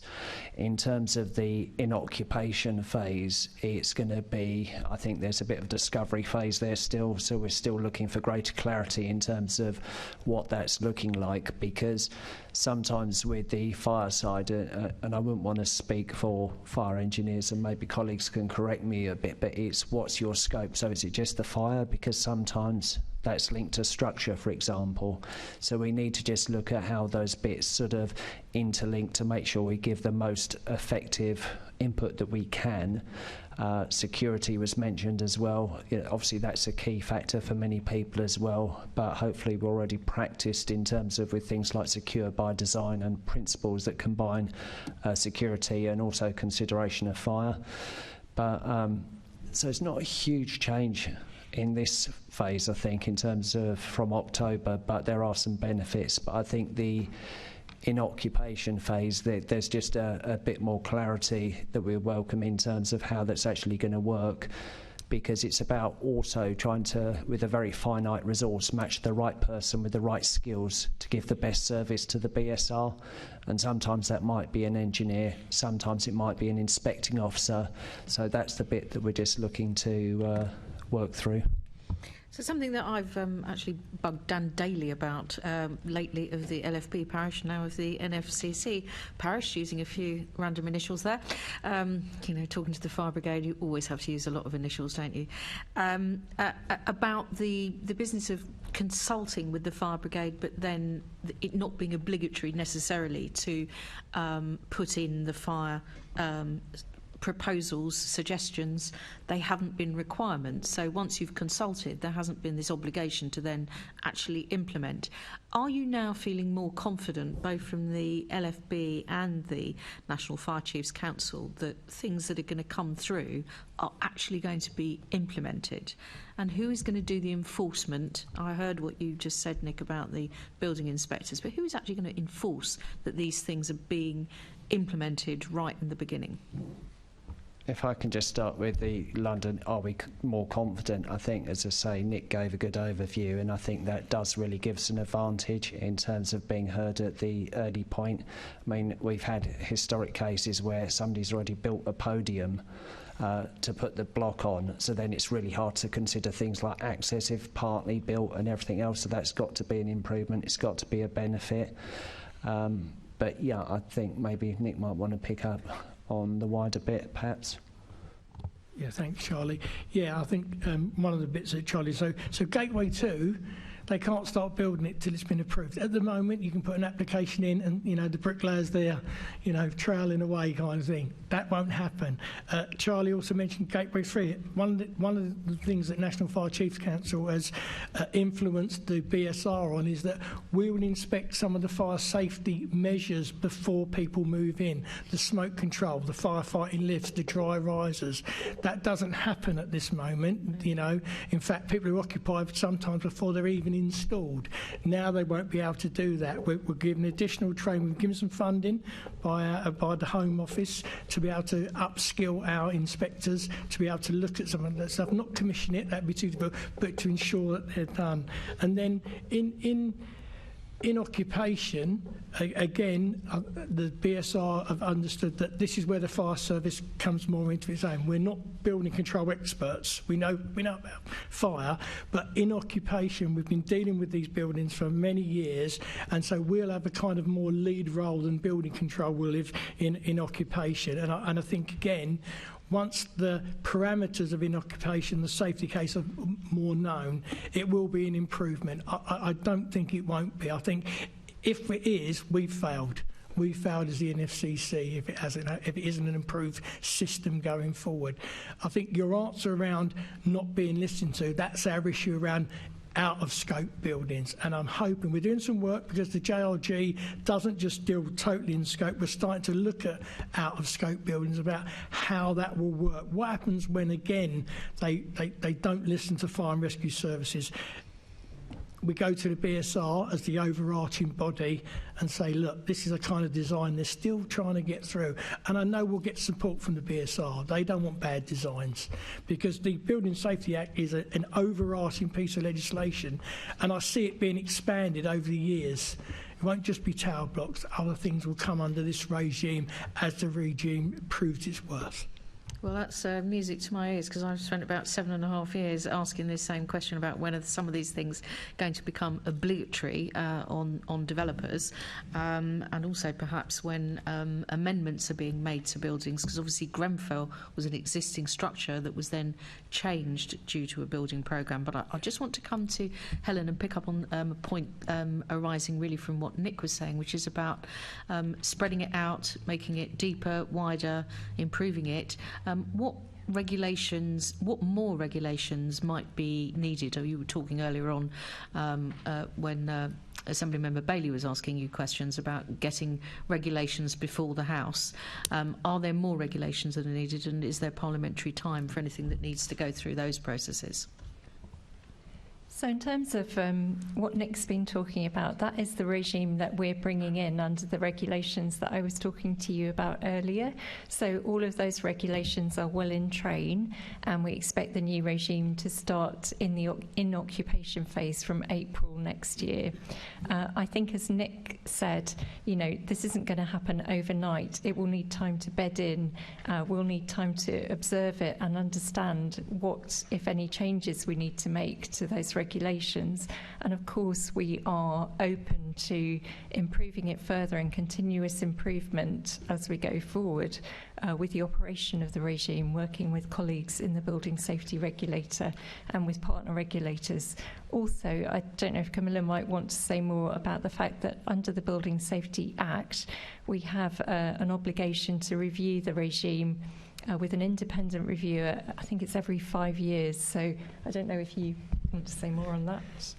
There's two things that we've put into the Act to ensure that the regime is flexible going forward. One is that the Building Safety Regulator, if they find through their oversight of the performance and standards, keeping under review the performance and standards of all buildings, if it becomes apparent that there's evidence that other buildings need to be brought into scope of the high-risk regime building, then that is possible. There'll be a due process that needs to go through. There'll need to be robust evidence, and they will need to give advice to the Secretary of State. But that means that there is the flexibility that other additional buildings could be brought into the more stringent regime.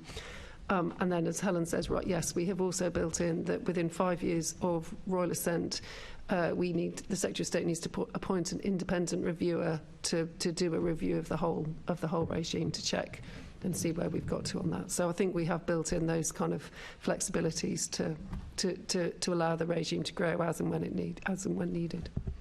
Well, that's very, very good to hear. In terms of this implementation phase, before we move on to any reviews, and obviously, as you're saying, we need to have it operational before we can think about reviewing it. I wondered if I could maybe come to Tim, and it's this whole issue of building control inspectors, building control professionals.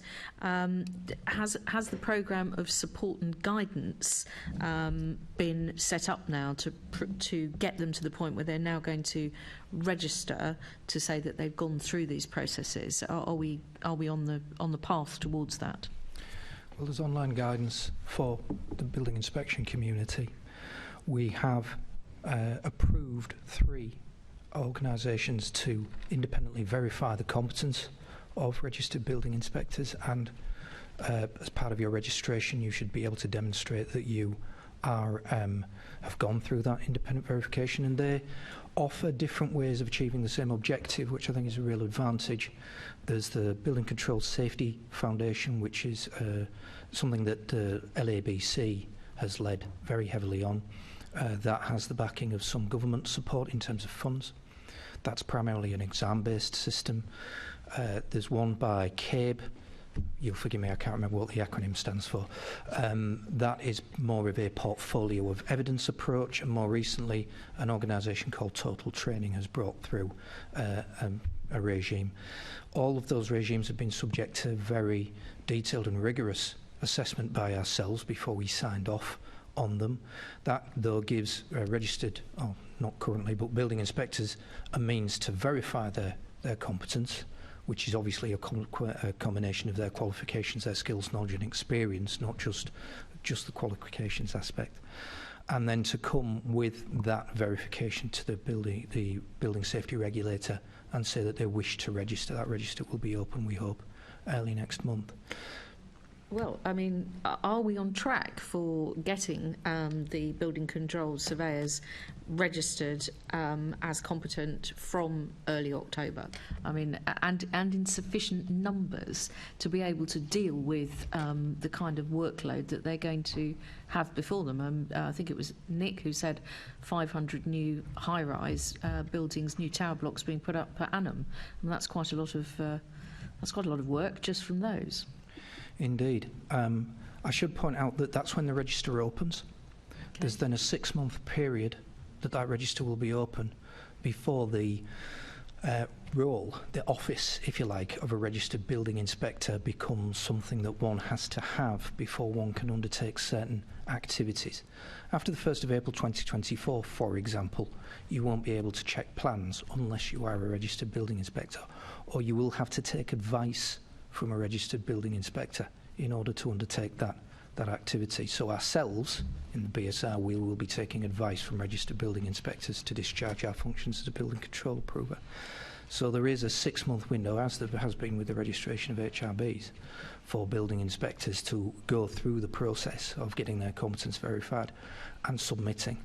I don't have the data to hand, forgive me, but I know colleagues at LABC have been monitoring how many people have come through their verification processes, and there are a number of people who have gone through that. And I think from what they last said to me, as we have increased our communications in this area, they are seeing more people coming forward saying that they want to go through that verification regime. And of course now people have an option of 2 other routes. If they don't want to go through an exam-based regime, they can go through a portfolio of evidence approach, which gives alternative routes to achieve the same objective. I mean, if you don't have those numbers to hand, but you're able to provide anything afterwards, I think we would find that reassuring to know, what numbers are going through any of those 3 routes. Because I think it was Assembly Member Hall earlier on who said that quite a few of us either are councillors or have been councillors, and so we do see both from the Planning Applications Committee end the kind of reports that come forward, how much fire is or is not emphasised, compliance and so on. But we also know that the building control officer regime in local authorities, obviously local authorities have been very much stripped back since 2010, 60% loss of revenue funding for them. So I think knowing that there's actually just going to be enough people applying, as well as enough people being qualified from the 1st of April, it is really essential. Otherwise, we were talking about blockages to developments. It's no good us introducing a new regime that's going to improve the fire safety if we've then got nobody who are going to be able to be part of all the different parts of it to see it go forward. So would you be able to provide those numbers? I will ask the scheme providers to provide me with some data and pass that back to you. That would be really kind, Tim. Thank you. Really appreciate that. I should add that we are conscious that for various reasons, although we would normally go first to the local authority for a registered building inspector provision, we accept that a particular local authority may have a conflict of interest. For instance, they may be the sponsor of the project. There may be good reasons why they, for whatever reason, don't have the resources that we need, either the capacity or the capability. So we ourselves have put in place some contingency plans that includes procuring a call-off contracts within the private sector. So if the local authority isn't able to help us for registered building inspector resource, we will be able to turn to the private sector to assist. We're also conscious that whilst I mentioned the core of an MDT is a registered building inspector and a fire and rescue service officer, that there will be, in some buildings, a need for other expertise, structural specialists, acoustic specialists. So our contractual provision, we're widening that to try and make sure we've got access to those specialists. Because what I wouldn't want is that our MDT processes slow down buildings that are meeting the functional requirements. It's just we don't quite have the resources to assure ourselves that that is happening. That's why we've done this contractual work, so we've got access to those specialisms when we need them. Yes, it would be quite hard to describe it as a multidisciplinary team if half of the disciplines that you need to make it multidisciplinary are not available to be part of it. So I'm glad to hear that that's being looked at. I can see that Helen would like to come in on this point as well. Thank you, Tim. Yes, thank you, Leonie. I just wanted to add that the government is cognisant, of course, that we'll need more resources in local authority building control to be able to carry out the duties under this new regime, as well as further resources needed by fire and rescue. And that's why we implemented a programme of new burdens funding. And under that, LABC, which Tim mentioned, has got 16 million over a 3-year period, which was announced earlier this year. And that has been in operation, that programme, since 2020. LABC has been training existing building inspectors.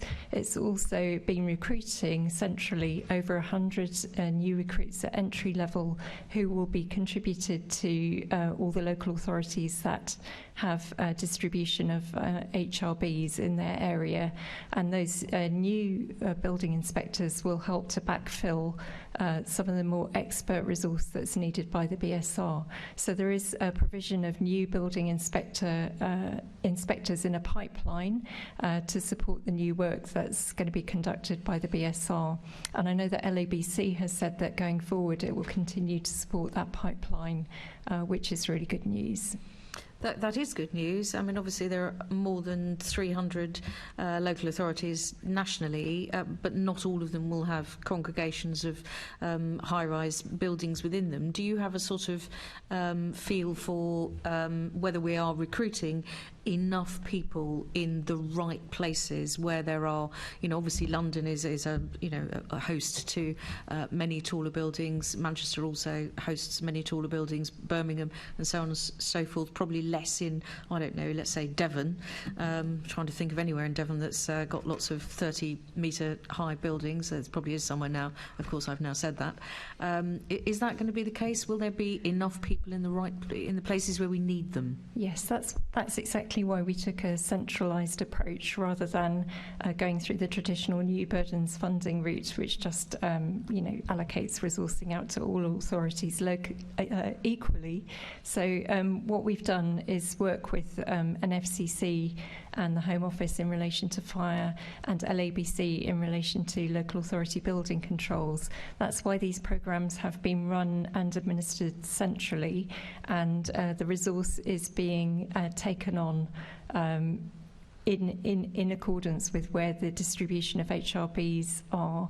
And furthermore, what we've done is implemented a regionalised approach for mobilisation, and that means that exactly as you say, if you are in Devon and Cornwall, it might be a bit over the top for you to have a whole team on standby for your very small number of HRBs. So that regional approach will help us to,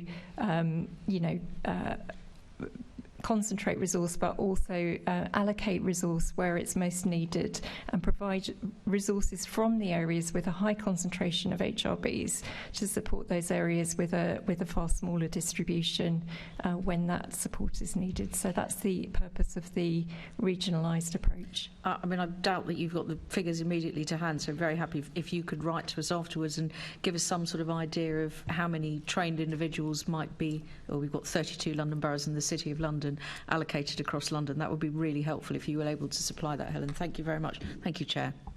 Thank you. Assemblymember Bakari. Thank you. I'm going to be talking about RAC, and if I can speak to Tom first about this.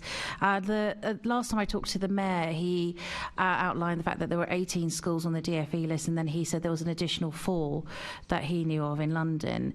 I know that I've been contacted by parents who've received letters from their schools saying that there's still even continuing concerns that there could be additional schools.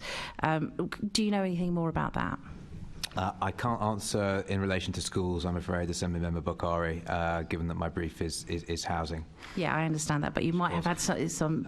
It is something, though, of course, that given your interest in this, I'm sure we can write to you with any updates following the committee. Great. Well, let's talk about housing and the extent of RAC and the potential that it could be in residential housing. I did talk to the Mayor about that too, and especially former council housing, social housing in London. Can you give us an idea of an extent or even numbers that could be possible in London? Yes, I can certainly give you some information about this. So on the 7th of August, I wrote to the Building Safety Minister, Lee Rowley, asking, with my concerns about this and the risk to residential buildings, and asking him what action the government would be taking nationally in order to make an assessment about this. Unfortunately, I'm still awaiting response. I did send a chasing letter, I think last week or the week before. So no response as yet, but of course I will be very happy to keep you updated once I do receive a response. Beyond that, both myself and our team in the Housing and Land Directorate have been engaging with London councils and the G15, who are undertaking their own assessments of their housing stock. So what I could say to you now is caveated with this is sort of very initial, a very sort of initial view, which could change. But the initial view from talking to our partners is if there is RAC in residential development, it's most likely to be in sort of council estates or council estates that have been stock transferred to a housing association from sort of the 1950s to the 1990s, basically. The view so far from the partners that we have talked to, and I've talked personally to the chair of the G15, who has also passed on some information from the initial view from their members, is it is unlikely to be present to a large extent at all in residential buildings. Where it might be found on estates is more likely to be in sort of community halls and things like that, given its sort of common usage, which was for sort of large ceilings and things like that. Anything sort of 8 meters in width or more, or something like that. That's where it's most likely. They don't think there is a very high risk of it being extensive in homes, but we have to err on the side of caution, and that's why this audit is underway. Okay, can we get a little bit more detail about this? So I presume you're working with local authorities, London councils, and is there a potential for places like swimming pools, leisure centres, libraries, and other properties that are owned by TfL and the Met as well? Yes, so moving on to the sort of wider GLA family estate, which goes obviously beyond, it's predominantly not housing the wider GLA estate. The Mayor's Chief of Staff, David Bellamy, has ordered an audit across the GLA family, so that is being undertaken. I'd like to bring the LFB on this. What reassurances can you also give to owners of residents of council and social housing? Have you looked into this as well? Yes, we have. I mean, we're finding, as has been outlined, that mostly in schools, and of course we had some collapses at incidents with no warning that kind of first identified us to this, and we're training our crews on it last November because of that immediate collapse risk. As the Deputy Mayor outlined, we're mainly finding it in those kind of municipal buildings yet. I don't think we've found any evidence of it in residential buildings, but we're keeping our eyes and ears open to see if that develops. But we've been working with schools, writing to them, giving them fire safety advice, because a lot of these schools are either having to change their layout of their buildings or taking on extra pupils from other schools and therefore having to change their fire risk assessment. So we've been writing to them, following up on that advice and getting our school teams to also give advice and signpost to our guidance that's online. Is there anything to add there, Charlie? Thank you. Yeah, just briefly, I think it is worth noting that while as Dom said, we're training our crews with these signs and how you can think you identify it, it does actually require an expert and a proper survey to do so. So I think it's just, while we would obviously signpost that, it's about knowing the limitations of the fire service, that you could only sort of say that could be that, but then you would need to have that proper inspection and sometimes intrusive survey, because particularly with older estates, sometimes things are covered up with layers of plasterboard and everything else, and that adds to the challenge for those people involved. Is that the reason why there is potential that there is more buildings that could be at risk, like I've been hearing from parents and concerns from their schools? I don't want to put myself there as an expert, but yes, I think it's just common sense that over a period of time buildings are modified, painted, and records might not be available, so it may not be apparent, therefore you need to commission further work to do so. Okay, great, thank you. Over to Camilla and Tim. I mean, similar question, really. What action are you doing to address the issue, not just with schools, but the wider issue of residential settings as well? And we've talked about public buildings too. Could you give us a little bit of update on that? Shall I go first and then hand over to you, Tim? To date, as has already been said, we haven't had any reported incidents of RAAC failures in residential buildings, but we are keeping that under review. We have worked closely with local government engagement regional leads and have regular one-to-one meetings with council chief executives across the country and regional bodies across all 9 areas of England, and that includes London Council. So we are collecting insight and information through that way. And when we get that information, we feed it directly to policy teams within DLUC. We're also working with the local government association, who've advised their members to check their buildings to make in their estates to check whether they have RAC, so that they can be sure whether they've identified and assessed that. Their guidance is available on the LGA website, and it's in line with the guidance from the Institute of Structural Engineers. I suppose it goes without saying that it's the responsibility of building owners to check to make the assessments and to do that. So we are doing what we can to make sure that people are aware. I can give you the history on this if you prefer. On the 1st of May 2019, the Standing Committee on Structural Safety issued a safety alert on the failure of RAC planks, and we've been advising local authorities to follow the professional guidance that's available. The Regulator of Social Housing wrote to all chief executives and registered social housing providers on the 7th of September, and that set out that their understanding was RAC that wasn't widespread in social housing based on the engagement with stakeholders and sector leaders. But we do accept that RAC may be present in a small number of residential buildings, that if they've been constructed broadly between 1950 to 1990. But as I said, we've not had any instance of we're not any reporting of actual incidents. More widely, the Office of Government Property wrote to all government property leaders in 2021 and again in September 2022, highlighting the alerts on RAC and signposting to guidance on identification and remediation. Since then, departments have been surveying properties. It's probably going outside what you want to know, but we have been doing that, and we've been doing that in line with the structural engineers' guidance. I'd add, I think that the Building Safety Regulator is sponsoring some research. That's a 3-stage project. Stage 1 is the quantification of buildings. Stage 2 is refining and enhancing that data, so the first 2 stages are gathering information. And the third is then some analysis and risk. We anticipate that's a 5-month programme. I'd add to my colleague's remarks when she mentioned it's the duty of building owners that, of course, the municipal buildings may also be workplaces. And so the Health and Safety at Work Act would apply, and the duties under the management regulations. So that requirement to assess risk and take action, plan, do, check, act, would be bolstered under the Health and Safety at Work Act, as well as any other legislation that applies. And my final remark would be that from the data we have on HRBs so far, we don't know of any HRBs that have RAC in their roof composition, which is where most likely you would expect to find it. So there is more data to come in. Organisations need to register their buildings and then supply key building information. But from the data we have, we're not aware of any in London or anywhere else. Yes, carry on, yeah. Yeah, it's not necessarily about RAC, but I think we need to look more forward to this, because about building information, about the golden thread.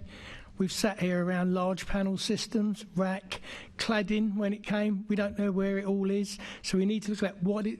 I don't want to be... Well, I probably won't be at my age sitting here in 10 years' time talking about CLT, modular construction, and them things that might fail. So I think we really need to get a grip of this golden thread of information. It's being introduced because we should be able to, when we identify something, know exactly where it was. And I think that's a real key message. This is legacy stuff that needs to be fixed, but we need to fix going forward, or we'll be having these same conversations again, and that can't be right. You said that, Nick, because that was actually what I wanted to ask next, because at the end of the day we've got chasers going to government, not getting enough information. You're talking about the breadth of data that you have, but it just seems ridiculous to think that it took so long for those schools to have to make that decision in very last-minute choices and causing chaos for parents and schools and ultimately the education of children. So could you tell us a little bit, Tim and Camilla, about the way you're engaging with councils, the Mayor of London, on making sure that there's an improvement on that communication as well? Is that specifically with regard to RAC or with regard to RAC, I think I covered it, but I will double check. So the way that we have communicated, we have a local government engagement team within the department, and they have regular and routine one-to-one meetings with council chief executives, and we also have regular meetings with the 9 chief executives that represent the regions across England, and that includes London councils. So we have that dialogue with them where they can raise issues and we can pass on information. That we have a regular local government bulletin that goes out to all local authority chief execs across the country. So I mean, not only in relation to RAC, but other issues and other new bits of information or regulations that comes out, that goes across to all local authorities. I think those are the main ways that we engage with local authorities to pass on that information. I mean, Tommy, do you feel that that's sufficient in the way that you're working together at the moment? And I'll just leave it at that. So what do you think? I do think it would be nice to get a response to the letter I sent nearly 2 months ago from the Minister. So I guess that would be my ask of the department. Thank you. Assembly Member Hall. Actually, most of mine have been answered. The only thing I would say is, how do you know that people are taking the responsibility? Just supposing that, I mean, there's so many different places that lots of people gather in religious buildings and things like that, that could have some of these things. How do we know that the people that own the buildings are taking some responsibility? Because you get cubs and scouts in all sorts of tiny little halls and stuff like that. So who would the owners of those places register with? Well, there's no legal duty for many of those buildings to register. The duty is to register high-rise buildings. It remains their duty under either Health and Safety at Work Act or other legislation to maintain their building. You've heard what my colleague has said in terms of the contacts that has been made. It's been very widely publicised. The LGA has held links to the IStrucT, the Institution of Structural Engineers Guidance, for some years now. This is a problem that has been known about within the community for some years. There isn't a field force that's going out and checking. It remains the responsibility of those organisations. It is their duty, and I would expect and exhort them to discharge it. Because if you own a building and you suspect you have RAC, you should get it checked. If it is RAC, you should have an expert design a programme for you that is either replace it, reinforce it, or continue to monitor it. Yeah, I understand that, and you explained that well. It's just that if we've got bodies of people in areas, in these church halls or in any other place, I just pick that, does the council owe a duty of care to people that could go in and out of these buildings? Or is it literally just the owners, and then if there's something that goes wrong, it is literally down to the owners of that building? Because very often when there's something awful happen, other people get blamed for it, and I was just wondering, don't they? Do you know what I mean? Oh, it's the council's fault, it's the government's fault, it's the fire brigade's fault, it's what I mean, which of course it isn't. But does anybody have a duty of care to say a load of scouts that could be going into a hall that maybe isn't checked? I mean, when my son used to go to Cubs and Scouts, I wouldn't have dreamt of thinking, is that building safe? Has somebody registered it? So as a mother then, should I have made sure? Because we're acting on the assumption that people that own these buildings are doing what they're supposed to do. I think in terms of where the duty of care lies, if it's a council building, it lies with the council. If it's not, it lies with the owner of the building. I'm with you. I wouldn't expect, as a parent myself, when my children go to activities, to have to stop at the door and ask somebody, is there rack in this building? I would expect them. In the same way, I wouldn't expect to ask them, are the electrics safe? You know, have your fire extinguishers been inspected in the last 12 months? I would expect those things, and I think it's legitimate for us to expect those things to be done by the people whose responsibility it is. And they owe us, as individuals, as citizens, as parents, whatever status we have, that duty of care to have made sure that their building is safe for us to use, for those cubs, whomever it happens to be in that building. And I know some of the church halls. I've been in those church halls to undertake activities, and I've led my children to those kinds of places too. So I very much see it as being the duty of care lying with those who own and operate those buildings. Yeah, so do I, but you can see where I'm coming from, I'm sure. Okay. Thank you. And our final section of questions, going back to leaseholder protections under BSA with Assemblymember Cooper. Yes, I was so excited that I'd finished asking the questions about building control inspectors. I forgot to move on to the next section, which was also me, which was about leaseholders. And I wonder if I can come back to Helen and Camilla. Are you satisfied that the Building Safety Act is going to provide sufficient protection for leaseholders who are facing remediation charges for their building? So the leaseholder protections, I think we can probably all agree, do revolutionise how the system operates. We have fundamentally shifted the sort of assumption that the costs will automatically go across to leaseholders, and that freeholders now need to take greater responsibility. I think the government also has been really clear that the developers who built the buildings with the defects should be responsible for fixing them and for paying to fix them, and should be held to account to do that.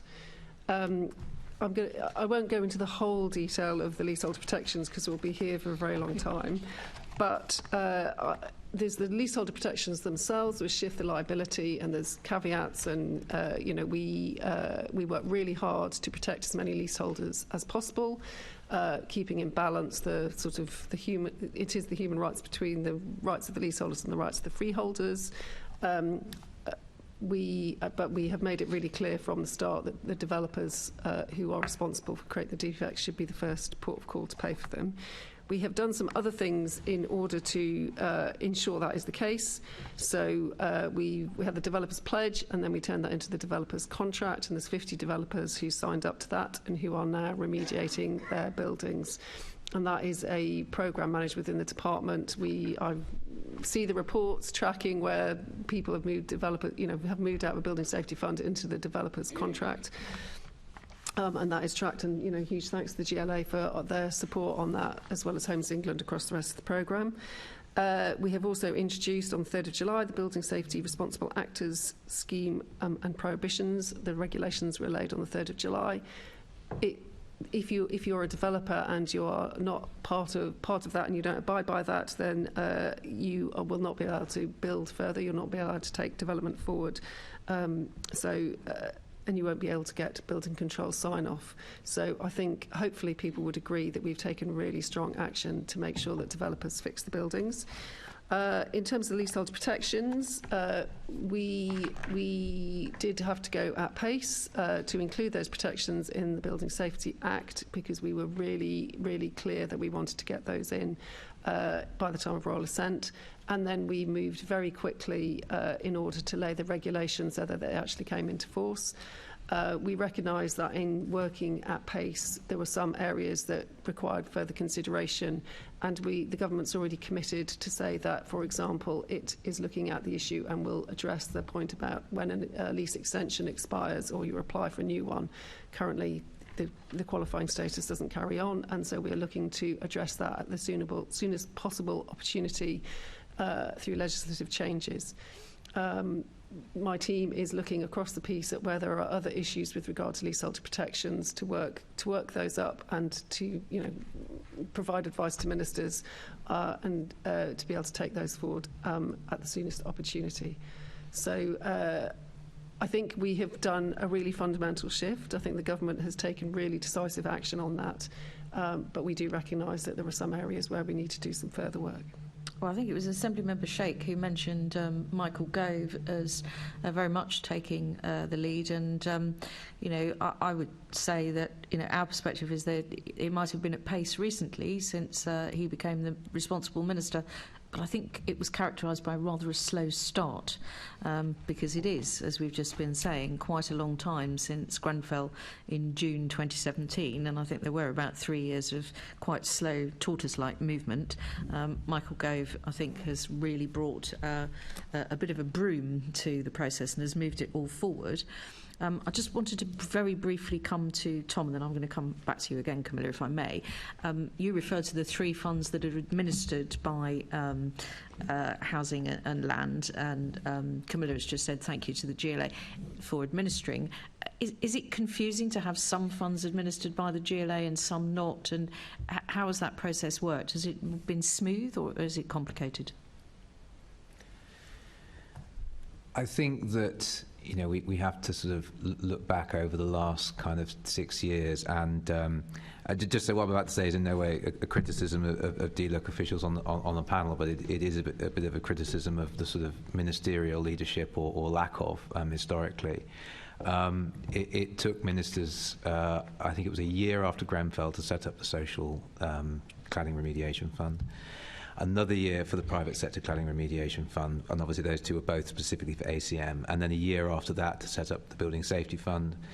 Then there was all sorts of there's a whole sort of rigmarole around the sort of size of the building safety fund and things like that, and it's just been done, I think, in quite a sort of a piecemeal way. I think it's lacks that sort of political leadership that really from the get-go, I mean, in my view, the government should have said, right, we're going to sort this out, we'll get the buildings remediated, and then we'll come and we'll claim as much as we can from building owners and through levies and things like that afterwards. Obviously, we now have had levies and the responsible accessing schemes and things like that, but it's taken so long. And meanwhile, leaseholders have been trapped, they've been worried. I mean, at one point before Michael Gove came in, of course, leaseholders in buildings between 11 to 18 metres were being told that they were going to be charged £50 a month for remediation. Then Michael Gove came in, and if I'm being nice about Michael Gove, which I'm increasingly less so these days, but if I'm being nice about him, I think he has, on building safety, moved things forward in quite a positive way. Not as far as we would like, and we've already discussed the issue around, for example, buildings under 11 metres, but I certainly think that he's moved things a long way through. But unfortunately, it has been this very sort of stop-start, piecemeal approach that's been moved forward to a large degree, I think, by volunteers within campaigning organisations, really holding the government's feet to the fire. I think that's what's made a difference, and obviously, the Mayor has been pushing very hard as well. But if we're going to look back, and I know hindsight has 20/20, but if we're going to look back, I think this could and should have been done in a very different way. Okay.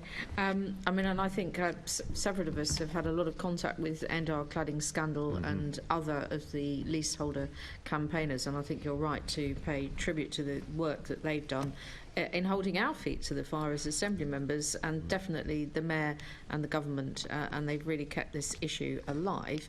But you did just touch on the issue of 11 metres and under, and we just did a visit with the London Fire Brigade, and actually I should say thank you very much to Charlie Pugsley, who was very central to that visit, to not a particularly tall building, where the number of faults in the building were just so numerous. I'm not going to go through them all because it would really take quite a long period of time, and the leaseholders there are trapped, and they're all private leaseholders. The whole building is full of leaseholders who couldn't possibly sell their flats in that building because there are so many defects. So what is going to happen to leaseholders who are in buildings that are under 11 metres in height? Because I still think there is a cohort of leaseholders here who are being left with either waking watch or bills for other arrangements to keep them safe in buildings that are fundamentally unsafe.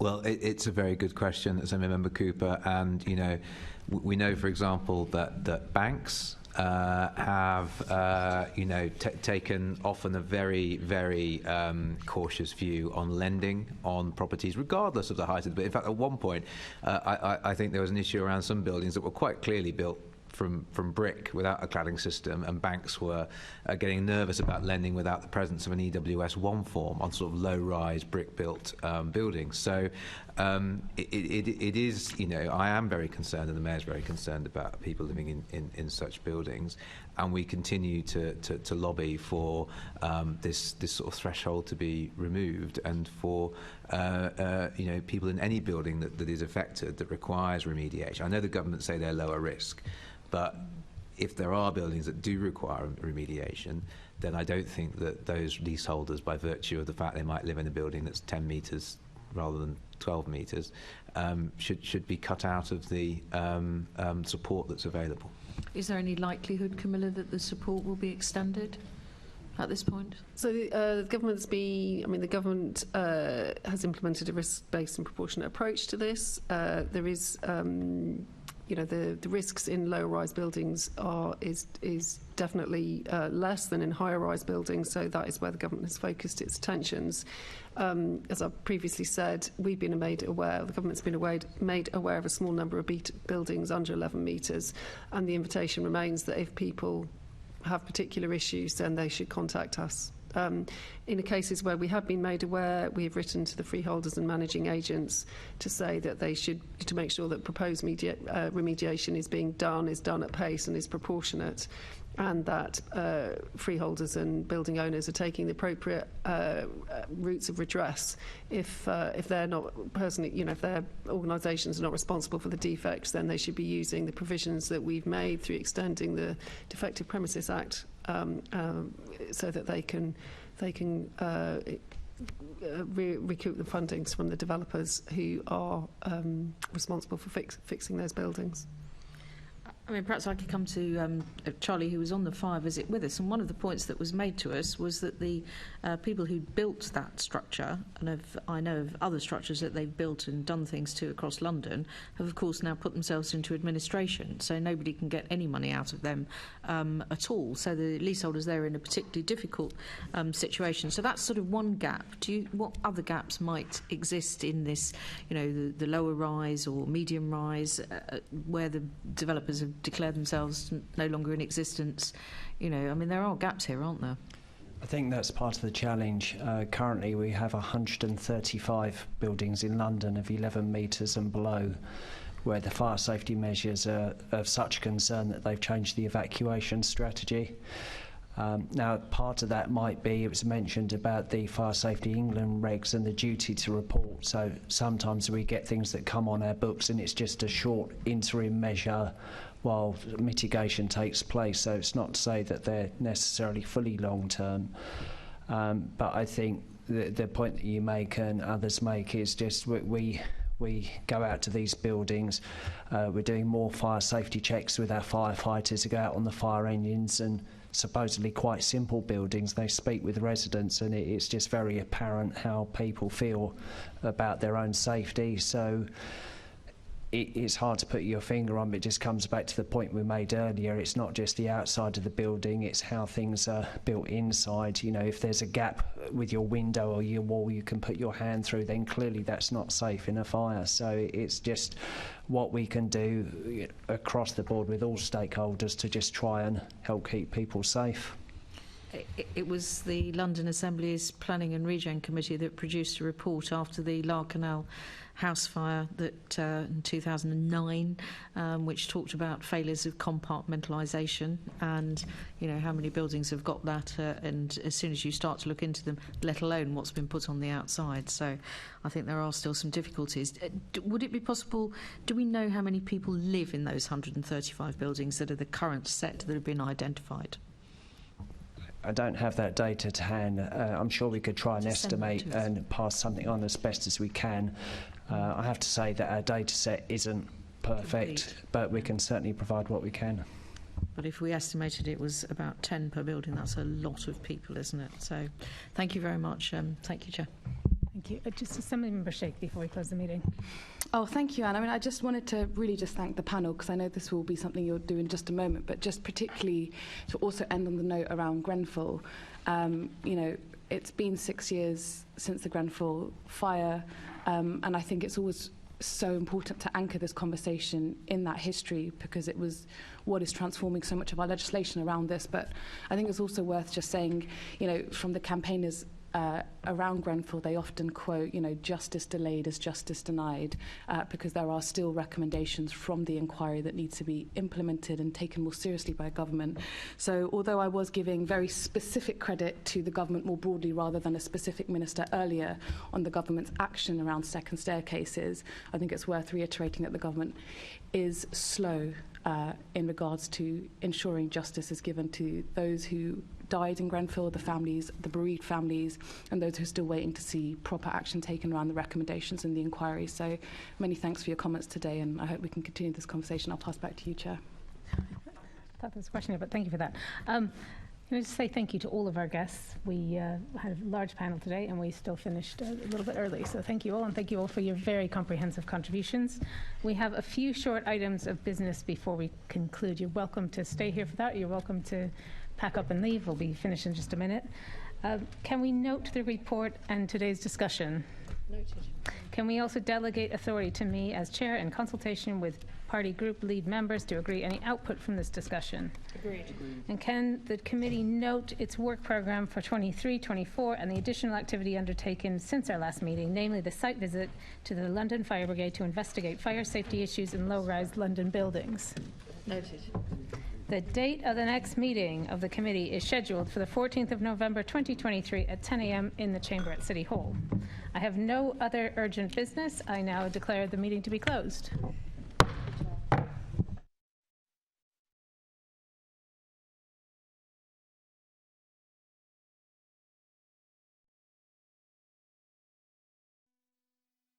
This is the broadcast from City Hall, the home of the Greater London Authority.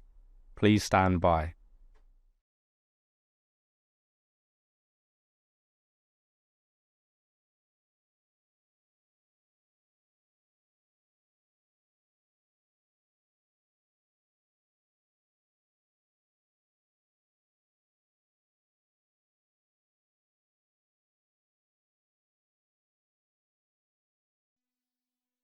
This is the broadcast from City Hall, the home of the Greater London Authority.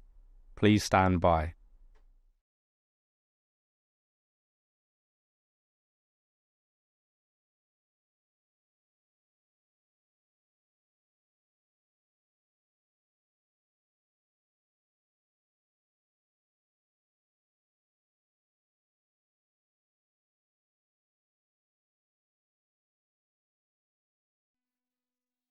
This is the broadcast from City Hall, the home of the Greater London Authority.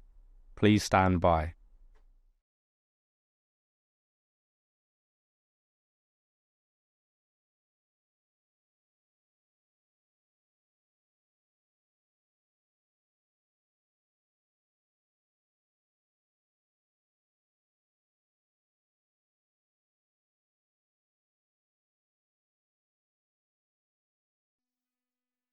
This is the broadcast from City Hall, the home of the Greater London Authority. Please stand by.